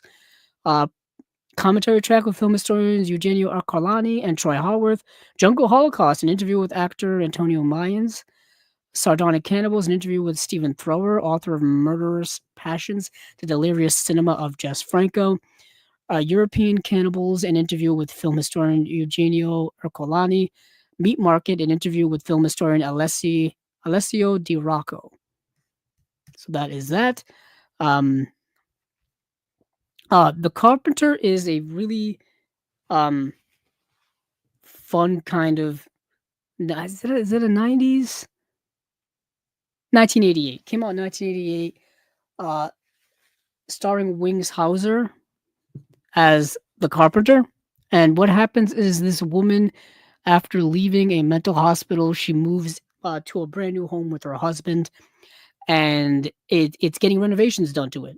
It's getting renovations done to it, and but at night there's this carpenter who's seemingly working overnight and doing work on it, and nobody kind of knows who he is. Like the workers during the day think it's like a scab that's coming in and stealing work from them.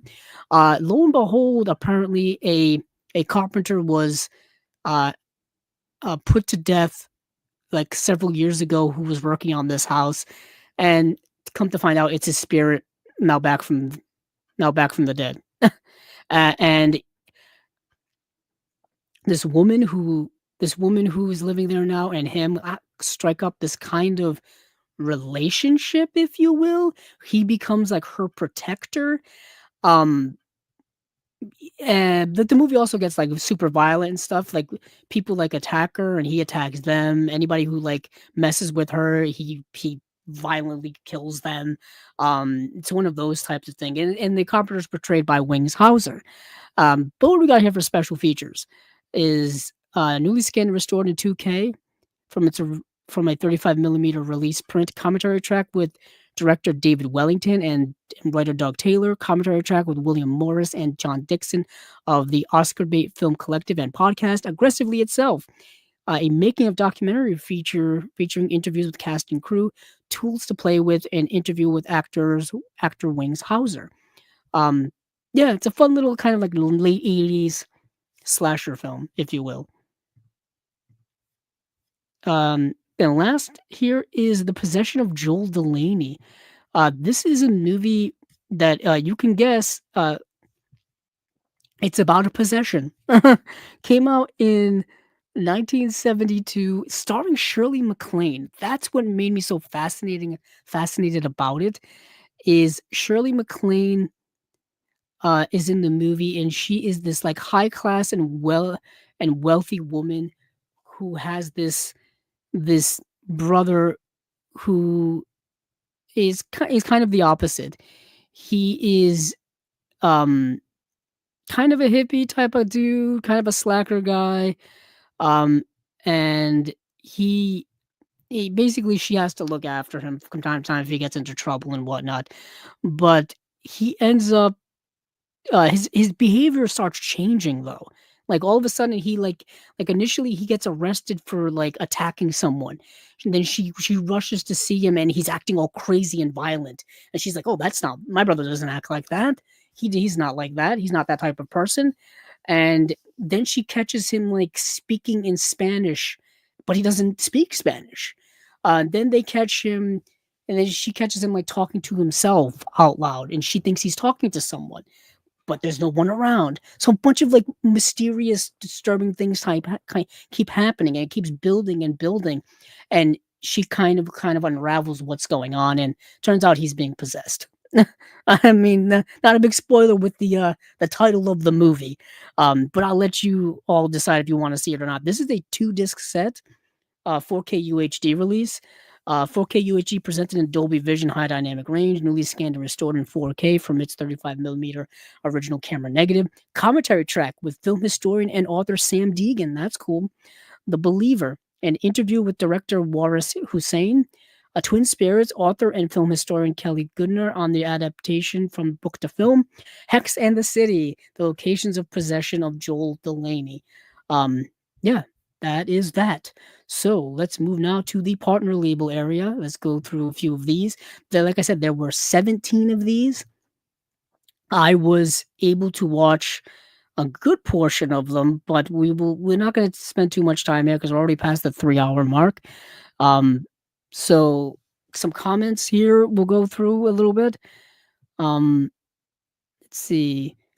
Acres of Movies. I've discussed with Michael Tolkien him doing The Player as a streaming series, but he won't budge on some strange ideas.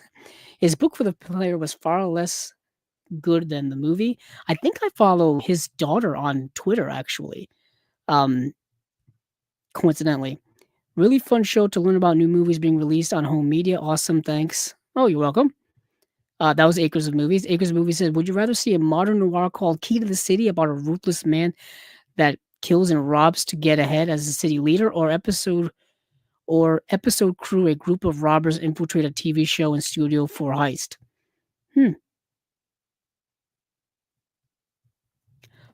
I think I'm gonna go with the second one.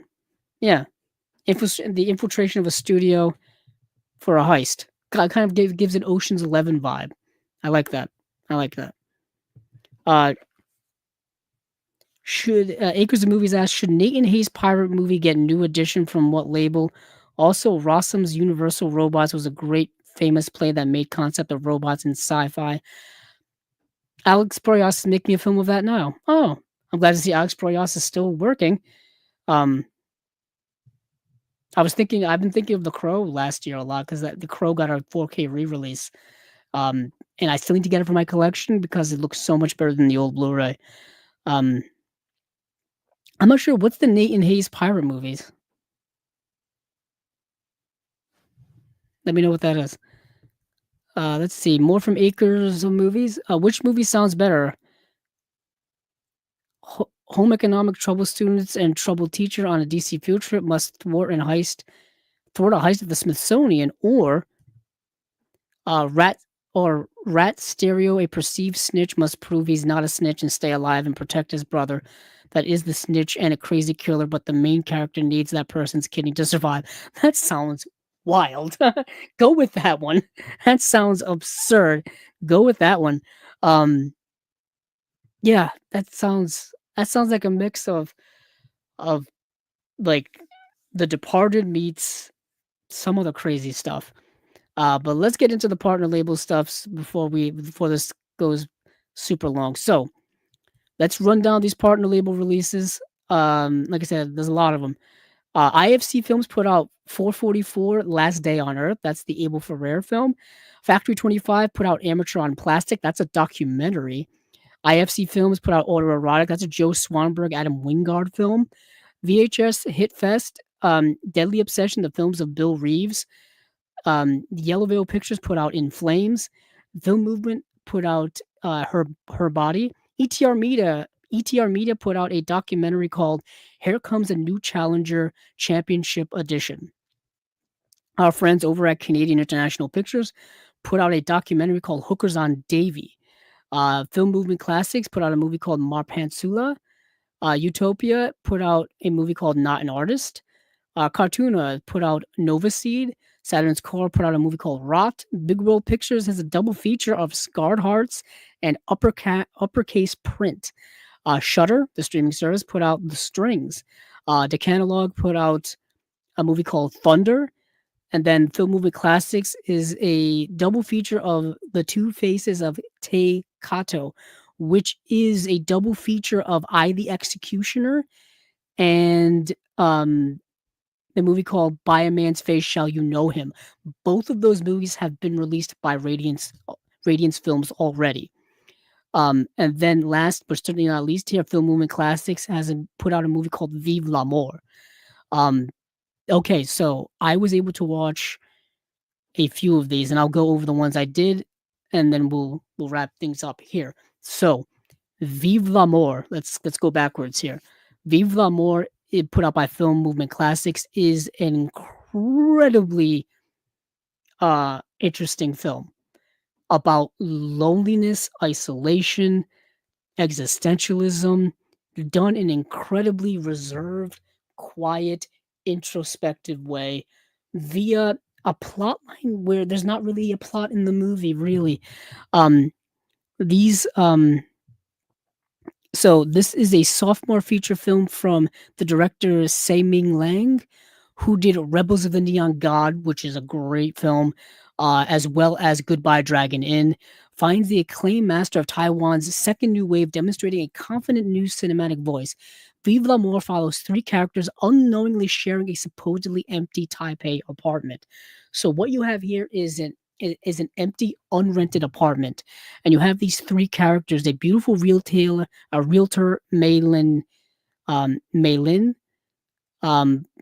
who brings her lover, who is the second character, Ah Jung, to a vacant unit she has on the market, unaware that it is secretly being occupied by the suicide funeral salesman Xiao Kang.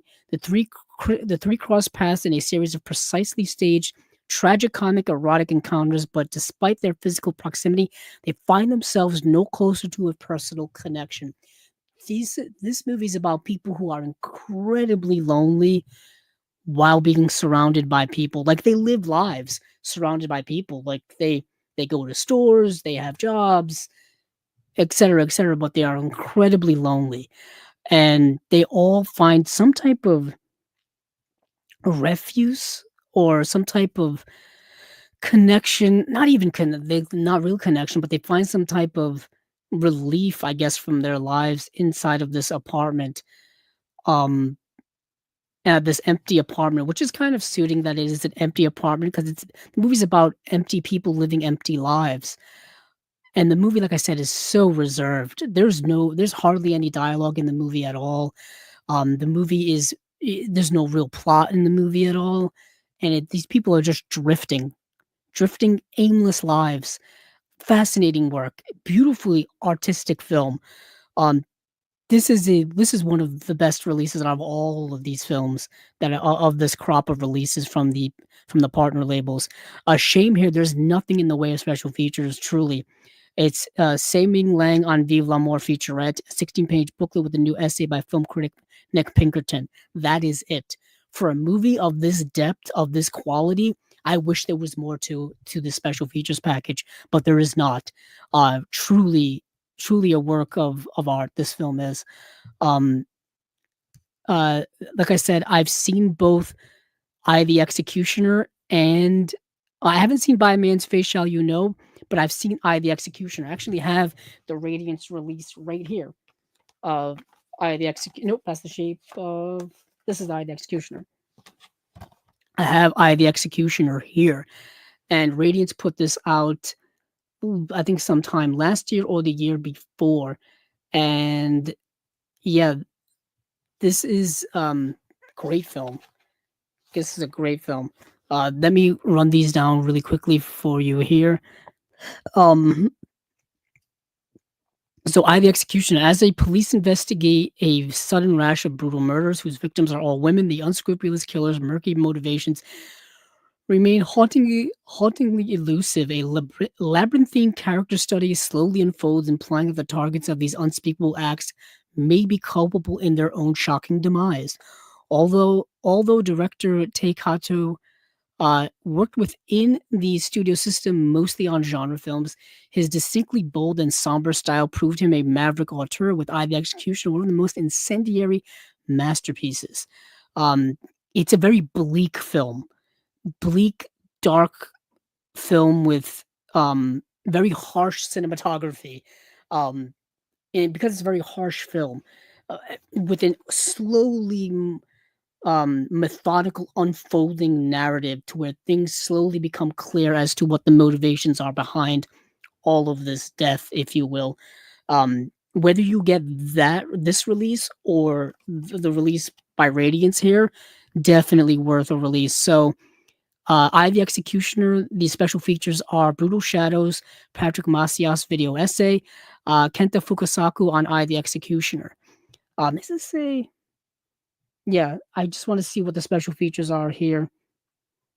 So we've got essay on the Japanese serial killer films by Jim Harper and Tom Mess. Appreciation by filmmaker Kenta Fukasaku, which that's on the this release here from the partner label. Um, and that's it.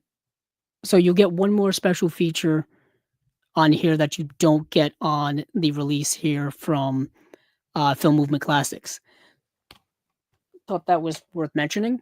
But you also get a release on the Film Movement Classics release that you don't get on the Radiance release.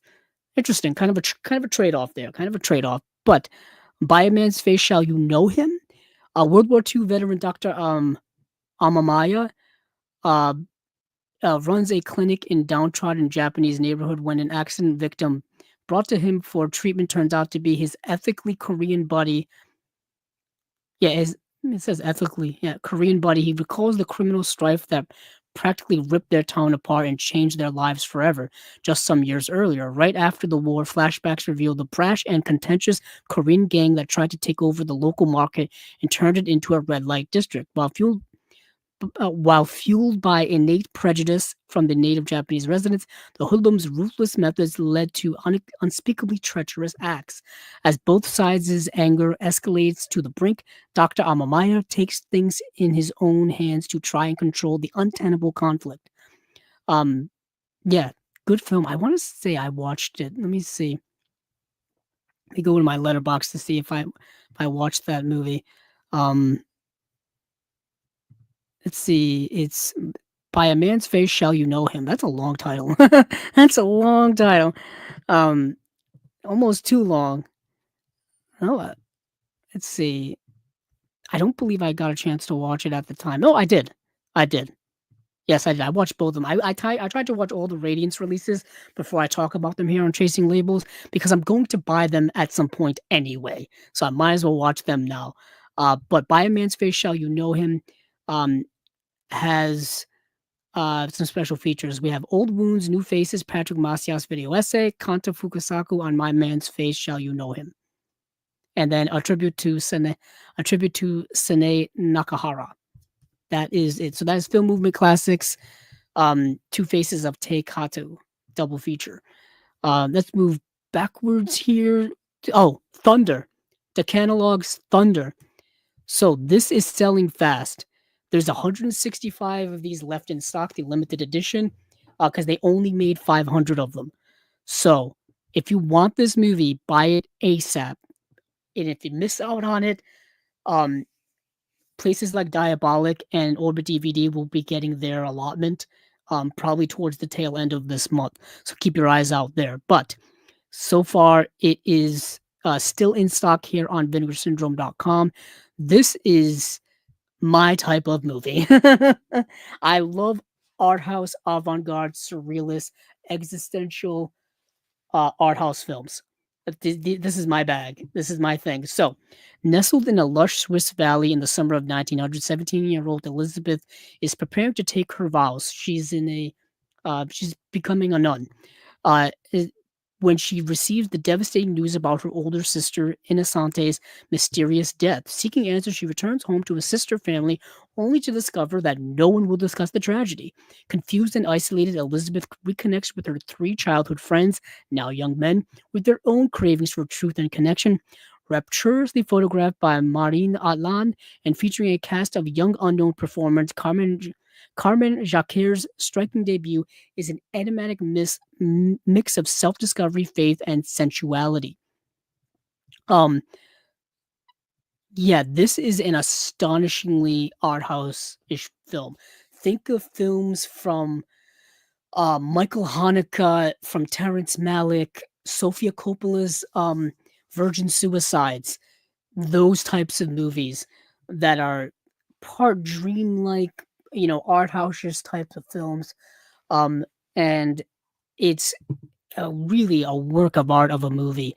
It's a movie that doesn't provide you a lot of answers to questions, but provides you a lot of interesting notions and questions about things like um sexual oppression when it comes to young women, what that does to people, what that also does to young men, what sexual oppression does to young men as well.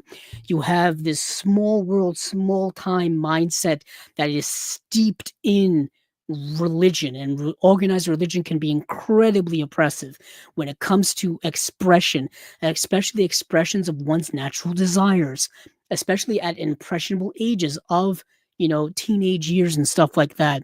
So this movie is very much delving into all of that in a very art house-ish type way. Like I said, it's giving those vibes of Virgin Suicide, Sofia Coppola's amazing debut film. Um, I really like this movie a lot. It's so sumptuously photographed, but you have to have the patience for avant-garde, for art house cinema, for films that don't rely on narrative, they rely on mood and vibe and things like that. Um, let's get into the special features here. So, Region A Blu-ray, Modern Divinity, a newly filmed interview with Carmen Shakir, early short films by Carmen Shakir, The Girl's Grave from 2011, At the Mermaid Parade from 2013, The River Under the Tongue 2015. There's a booklet here with filmmaker Carmen Shakir, cinematographer Maureen Atlin, and composer Nicholas Rabeus. Those are interviews that were done that are in the booklet. But I'm very much liking this movie and this is put out by Decalogue, called Thunder. Uh, check it out if you like, if you're into that vibe. Um, let's see, Shutter, The Strings, I didn't get a chance to see. Big World Pictures is Sacred Hearts and uppercase print. I did not get a chance to see. Saturn's Core put out Rot. Didn't get a chance to see it, unfortunately. Cartoona put out Nova Seed, which I didn't get a chance to see. Not an artist. I didn't get a chance to see, um, unfortunately. And then another Film Movement Classics release, Matt Pansula, I didn't get a chance to see, so I don't have much to say about them. If you want to check out more about what's going on with those films, go to vinegarsyndrome.com. But I did get a chance to see this release of Canadian International Pictures, Hookers on Davie. This is a 4K release being put out by our friends over at Canadian International Pictures. This is one of not only the most important documentaries, I think, in all of Canadian film history, considering what is going on in the world right now in the United States.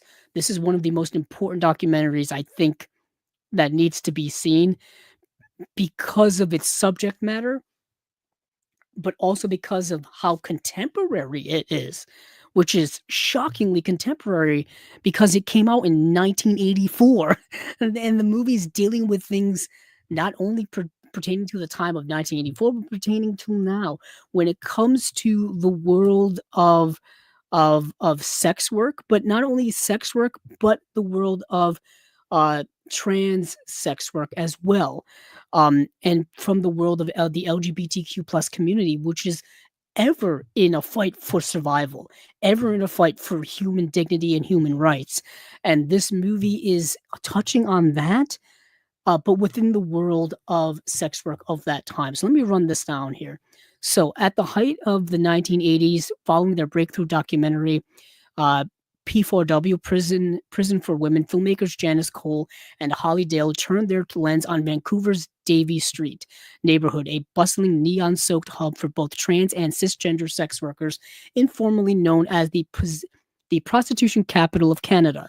The result was Hookers on Davie, a landmark document combining candid interviews with a group of instantly memorable subjects and vivid location footage of their street work, surreptitiously captured with hidden cameras and indelible community portrait. The film culminates in the group's collective efforts to challenge and overcome legislative oppression.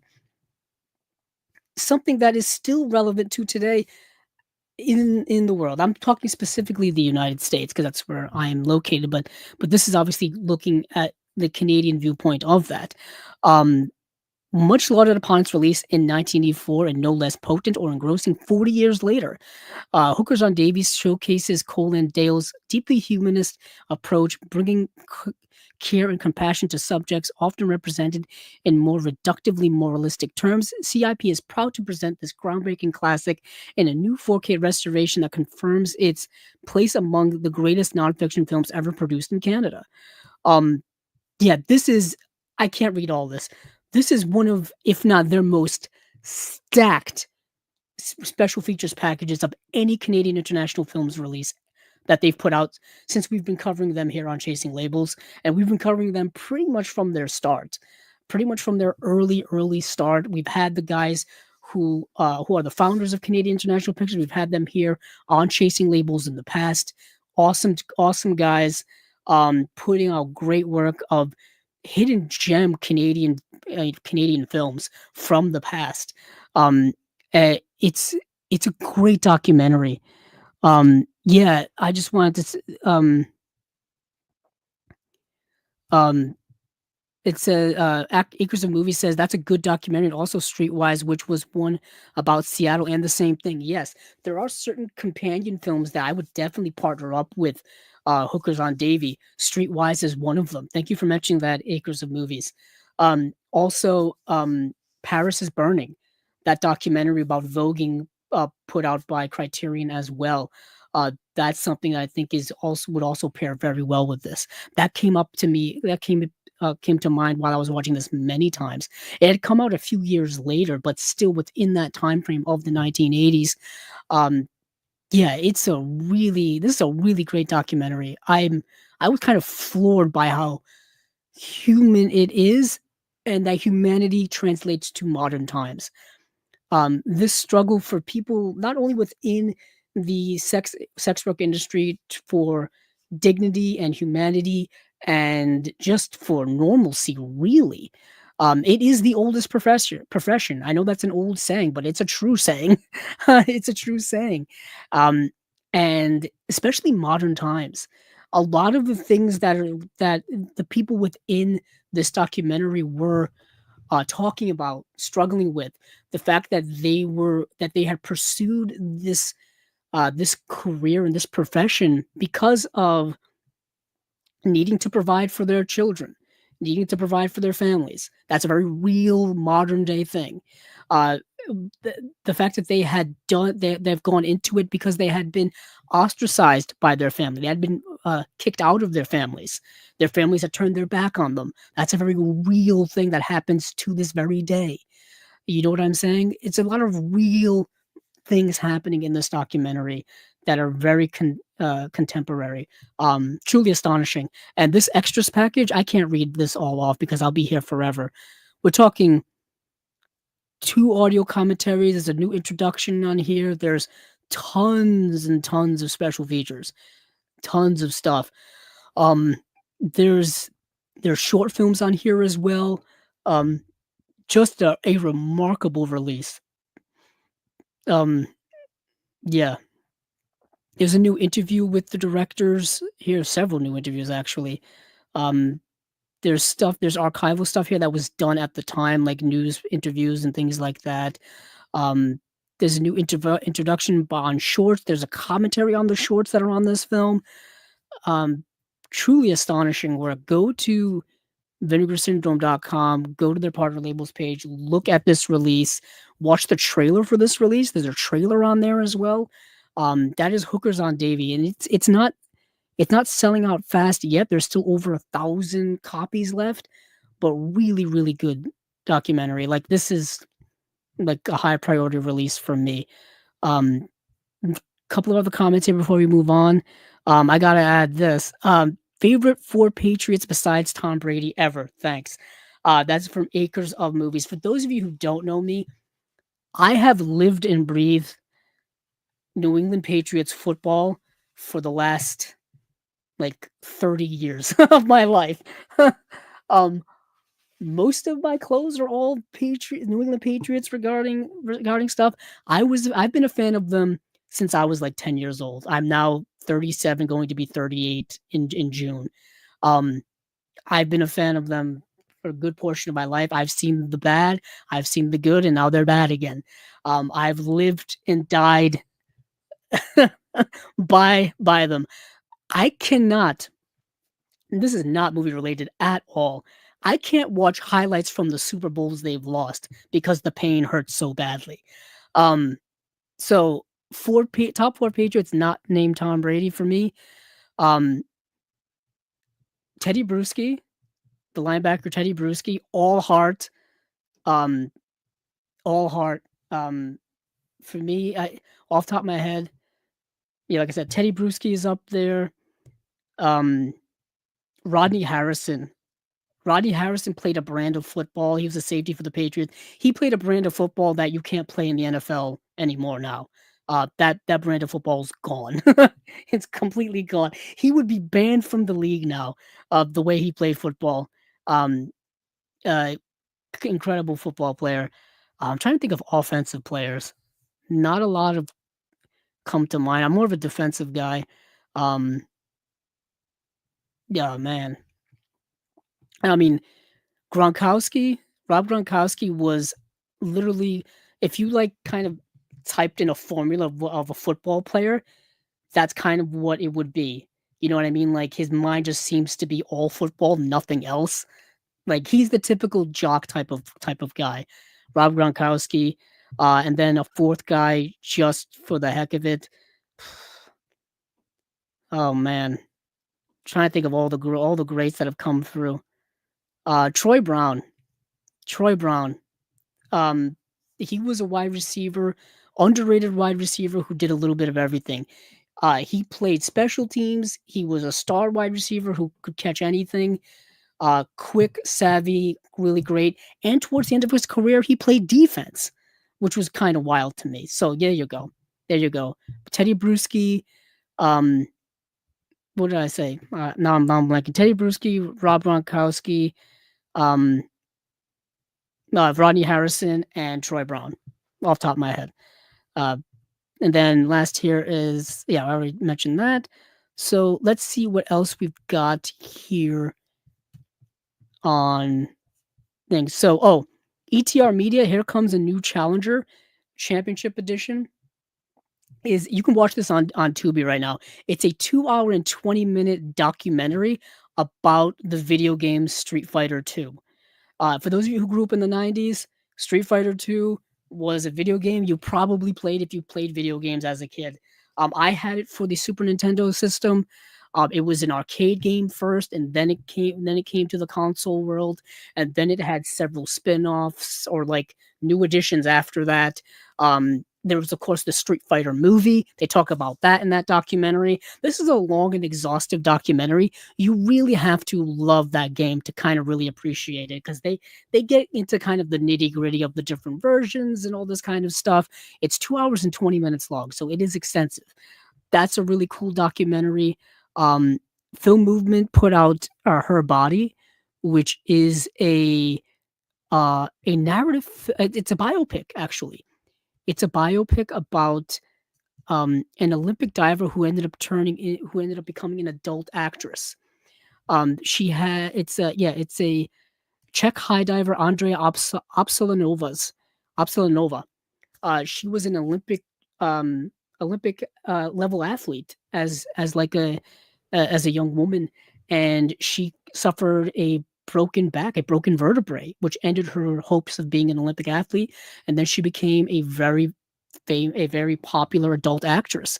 She unfortunately passed away in 2004 of brain cancer, which was of course tragic in all regards. And this movie is kind of chronicles her life, of when she was starting out as trying to be an Olympic athlete, going into the world of adult entertainment, and then of course her passing. Um, the movie, it's an okay biopic, kind of a standard biopic, unfortunately, about someone who you would want to see perhaps a little more interesting nuances of their lives be portrayed, which I think holds the movie back from being truly great. I think the acting is good in the movie. The structure is rather straightforward. It's kind of a three-act structure. It's like I just said, first act, Olympic hopeful, second act, adult entertainment, third act is on her, transitioning to her ultimate end of her life. Passed away at a very young age, at 27, tragically young. Tragically young. Anytime, stories of cancer and things like that come up, I've chronicled my life dealing with cancer and things like that. Um, it's a very, personal subject for me because it's been very much part of my life from the very early on in my life. Having childhood cancer really stays with you for the rest of your life. Um, if you are fortunate, of course, if you are fortunate enough to survive it and whatnot. So it's something that always constantly haunts me. So anytime it comes up in movies or TV, it's always a very personal thing. Um, but back to this movie. Yeah, this is a Czech film, I believe. Yes, it is. It's a Czech film. Came out in 2023, so rather contemporary. The only special feature here is a music video, including deleted scenes. That's it. What? That's very unfortunate. It's called Her Body, put out by Film Movement. Um, let's see. Moving on from there, I didn't get to see In Flames, the Yellow Veil Pictures release, um, which is unfortunate because I love what Yellow Veil Pictures does. They put out really good films. The VHS Hit Fest. We've had the guy from VHS Hit Fest come on Chasing Labels at some point and talk about what he's doing over there with this kind of like shot on video type of stuff.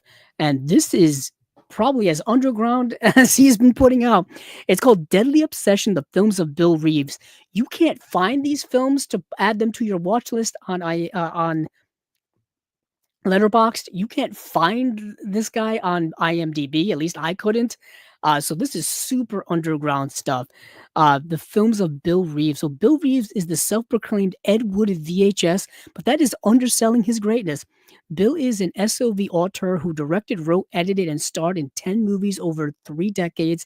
He tackled everything from the horror genre to slapstick comedy to documentary. None of the movies got distribution outside of his hometown of Lebanon, Indiana, and because of that, were impossible to see and pretty much lost in storage. VHS Hitfest is so happy to present this collection of outsider art from an unsung legend of homegrown filmmaking that deserves to finally have some recognition. And um, you get the films here. It's a 2-disc set, 2-disc Blu-ray set. The films are The Card Game, Who Shot Mean BR, Deadly Obsession, The Gut Wrencher, The Crown Jewel of Indonesia, Trail of Terror, Terminal Targets, Ghost and Angel Stories from Around the World, Ghost Stories from Indonesia. I couldn't find any of them. I couldn't find them to watch. I couldn't find them to log on my watch list on Letterboxd or IMDb. But you get an audio commentary with Bill Reeves on all the films, audio commentary with Bill Reeves and actor Jack Dotson on Deadly Obsession, and new interview with Bill Reeves. So hey, this is some undiscovered stuff, which is kind of what all of this boutique label world stuff is about discovering undiscovered things. Um, let's see. Uh, yeah, let's move on from there to um. So I watched these last 3 films. I can talk about these. So let me check some comments first. So because I saw one here. Let's see. Acres of Movie says, cool. Mine would be Grogan, Troy Brown, Vinatieri, and Ramondre Stevenson. Interesting you put Ramondre in there already. Steve Grogan, now that's a callback.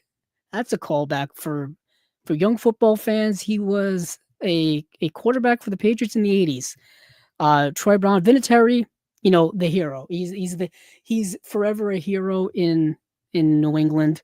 He's forever a hero in New England Patriots football history.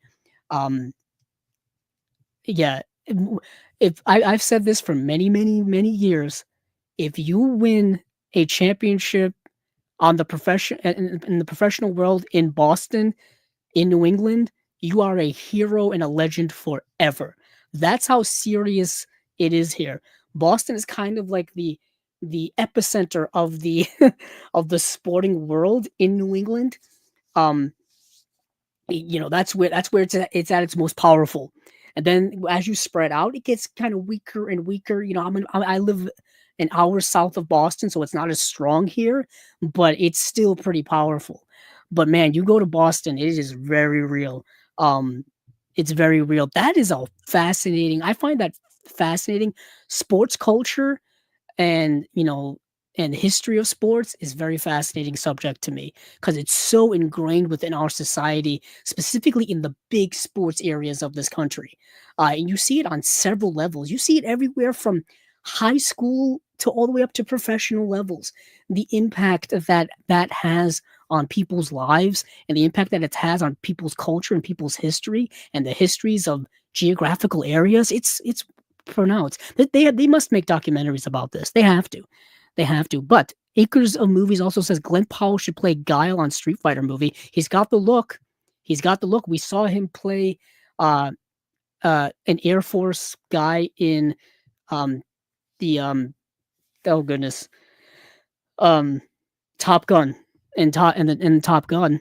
Um should Anthony Ramos play Vega if he can do the flips and use the stabbing glove? Why not? Jonathan Majors for Balrog role? You mean, yeah, why not? I mean, he's a little persona non grata right now. Although I've heard grumblings of him making a comeback. That inevitably happens in Hollywood. People who commit certain transgressions, do certain things, whatever, and they seemingly get kicked out of things. They eventually work their way back in some way. We've seen that happen all the time. Heck, Mel Gibson just had a movie come out in the theater this month. You know what I mean? It's what happens. It happens. And I've heard Jonathan Majors' movie that he was in before all this went down is getting a release now. And there was even a rumor that he may come back to the Marvel movies. So whatever the case may be, sure, why not? Wyatt Russell as Blanca? Okay. Let's see. Acres of Movie says you get control of Where's Waldo movie development. Would you call Wes Anderson or Spielberg? I want that movie so bad. Wes Anderson. Wes Anderson. If you've seen some of the way his characters are dressed, they're dressed like Where's Waldo. If you look at not the Royal Tenenbaums, but um the other film, uh Steve Zissou. Life Aquatic with Steve Zissou. They're all kind of dressed like Where's Waldo in that. They've got the hats, they've got the suspenders, they got the clothes. That makes sense. You need that quirky weirdness of a Wes Anderson film. Spielberg doesn't quite have that, at least not quite anymore, that I can see. Spielberg's also making different kinds of movies now. He's not the old Spielberg that we remember. Still great though. Like his movies are still technically like flawless films. Like I think about West Side Story and how technically flawless that movie is. The cinematography and the choreography of that movie is mind-bogglingly perfect. Yeah, so Acres of Movies also says excitement level for upcoming releases: one, summer rental; two, FX box set; uh, Long Kiss Goodnight as well. Career opportunities: would like Whaley and Connolly for features. Yeah, I don't know what Frank Whaley's doing. I know Jennifer Connelly obviously is still active as an actress. Also, I don't know what Kino's budget is for special features. When it comes to new special features from Kino, I think we've typically seen that they're able to afford new commentaries by the various people who are doing them. You see a lot of the same people because I'm assuming they're available, they're affordable, they do good work, all that stuff. They don't typically get new stuff from people who are in the movies.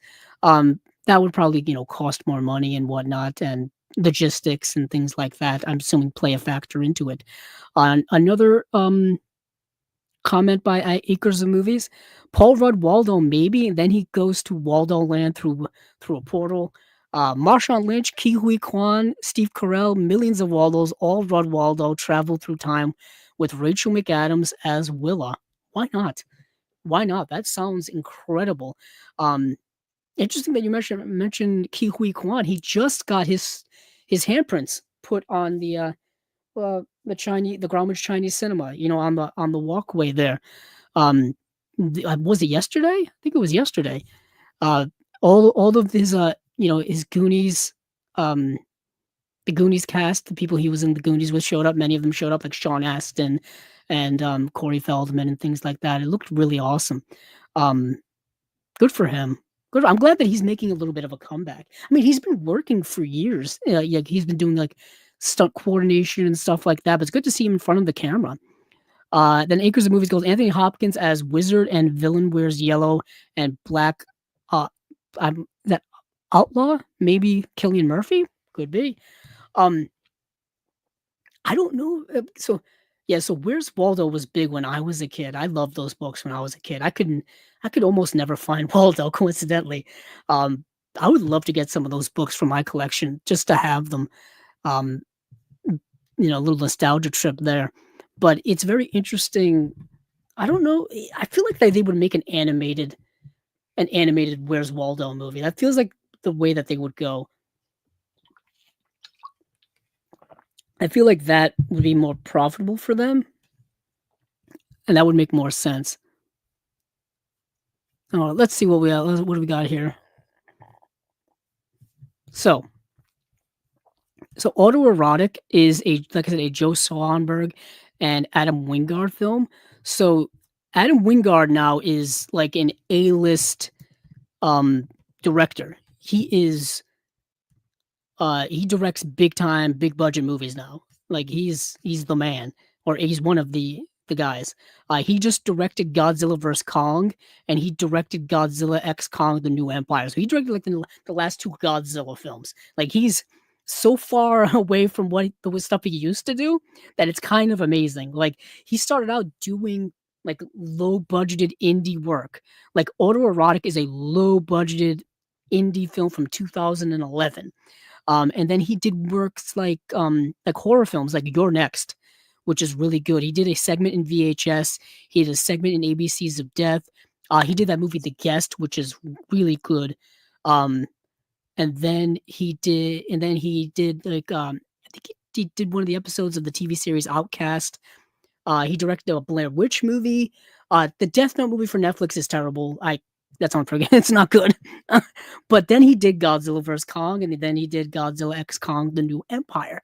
Um, so he's graduated immensely now to doing gigantic tentpole movies. Um, but this film, going back to Autoerotic, this is a film about four couples who are dealing with like certain sexual situations here. So Joe Swanberg and Adam Wingard's Autoerotic follows our four interconnected Chicago couples as they explore the boundaries of self-pleasure and sexual exploration. Hence the title of the movie, Autoerotic. Through a unique blend of outrageous comedy and in-your-face sex, Autoerotic insightfully illuminates the private sexual lives of Americans' urbanites. Kind of. It kind of pushes things to absurdist boundaries, but it does hit on some truths. Some truths about like sexual insecurities, sexual exploration, trying to, sexually spice up one's um uh relationship, things like that. But each of them kind of do things that are weird and outside of the box to kind of just be sexually provocative. I think for the sake of being sexually provocative, in almost a over the top black comedy type of way at times. So you've got like these kind of four vignettes, if you will, kind of these 20-minute vignettes, because this movie only runs 72 minutes long. So obviously, there's four segments, 72 divided by 4, you can do the math on that, whatever it may be. So it's rather short, segments, if you will. And they all take place within like the Chicago world. This in Chicago. There's not much crossover between them. I don't think there's any crossover between them. But it's starring Amy Seimetz, Lane Hughes, Megan Mercier, Caitlin, Joe Swanberg is in one of them. Adam Wingard is in one of them. Ty West is in the film as well. Ty West was in that world as well. You had Joe Swanberg, Adam Wingard, and Ty West are all from this kind of late era indie mumblecore filmmaking world that have now gone on to do kind of bigger films. Definitely Ty West with X and Pearl and Maxine. Adam Wingard, I just mentioned the two Godzilla films he just made. Yeah, and Joe Swanberg's kind of, I think, remained relatively small, um, if you will. I think he's still in the indie world. I remember his film a few years ago, Drinking Buddies, which had no screenplay whatsoever and was all improv. Um, that was interesting. Yeah, let's see, director. I'm on his IMDb. Yeah, it's relatively. Yeah, he's still relatively within the indie world, doing some TV stuff and things like that. Mostly doing some acting too. So yeah, that's autoerotic. Special features here: new commentary by directors and co-writers Joe Swanberg and Adam Wingard. Swedish Blue Balls, a 2008 short film directed by Joe Swanberg and Kent Osborne. Booklet with new essay by film professor Whitney Strub. Strub? Hmm. Anywho, we've got Amateur on Plastic. This is a documentary um, about Butch Willis as a Washington, D.C. rock legend. Raised in the 1960s suburban Maryland, Byron Henry Butch Willis came of age in the late 70s post-hippie subculture.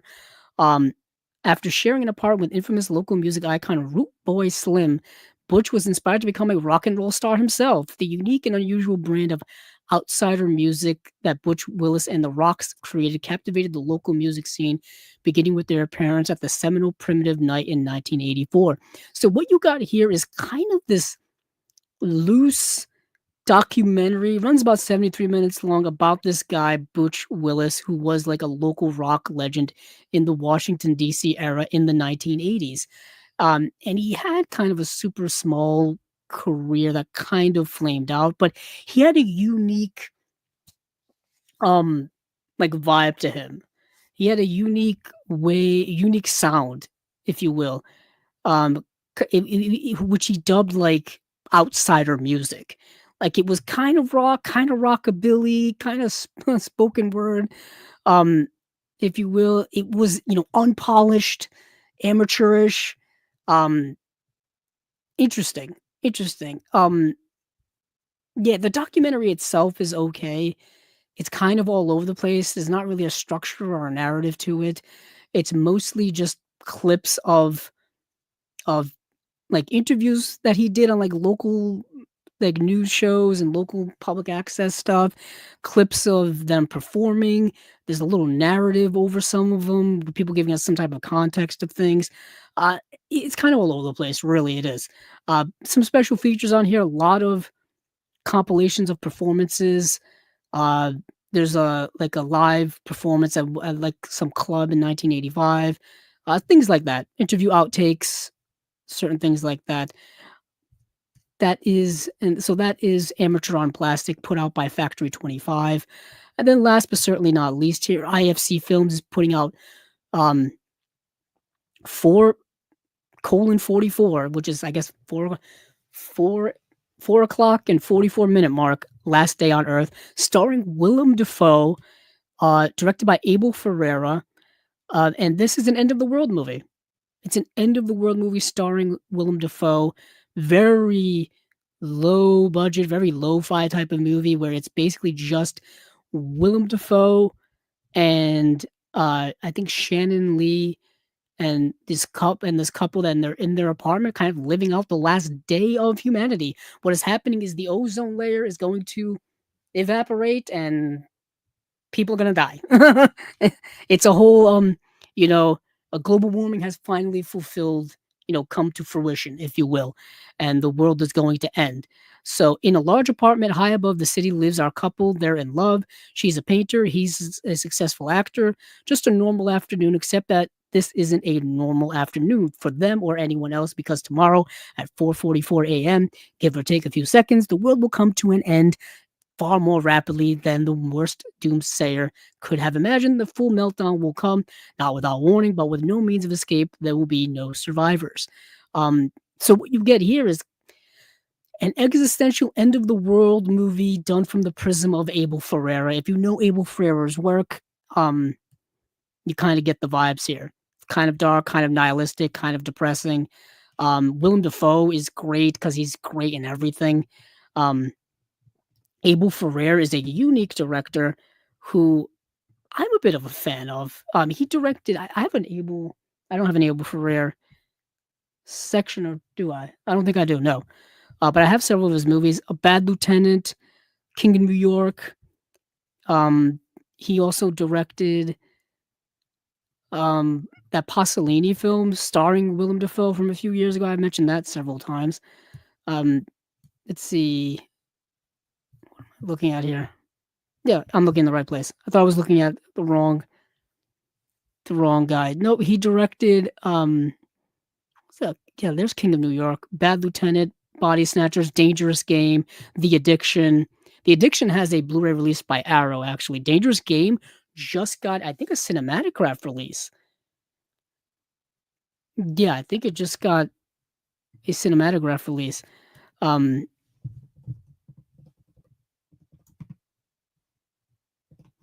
hold on, let me look. Yes, it did.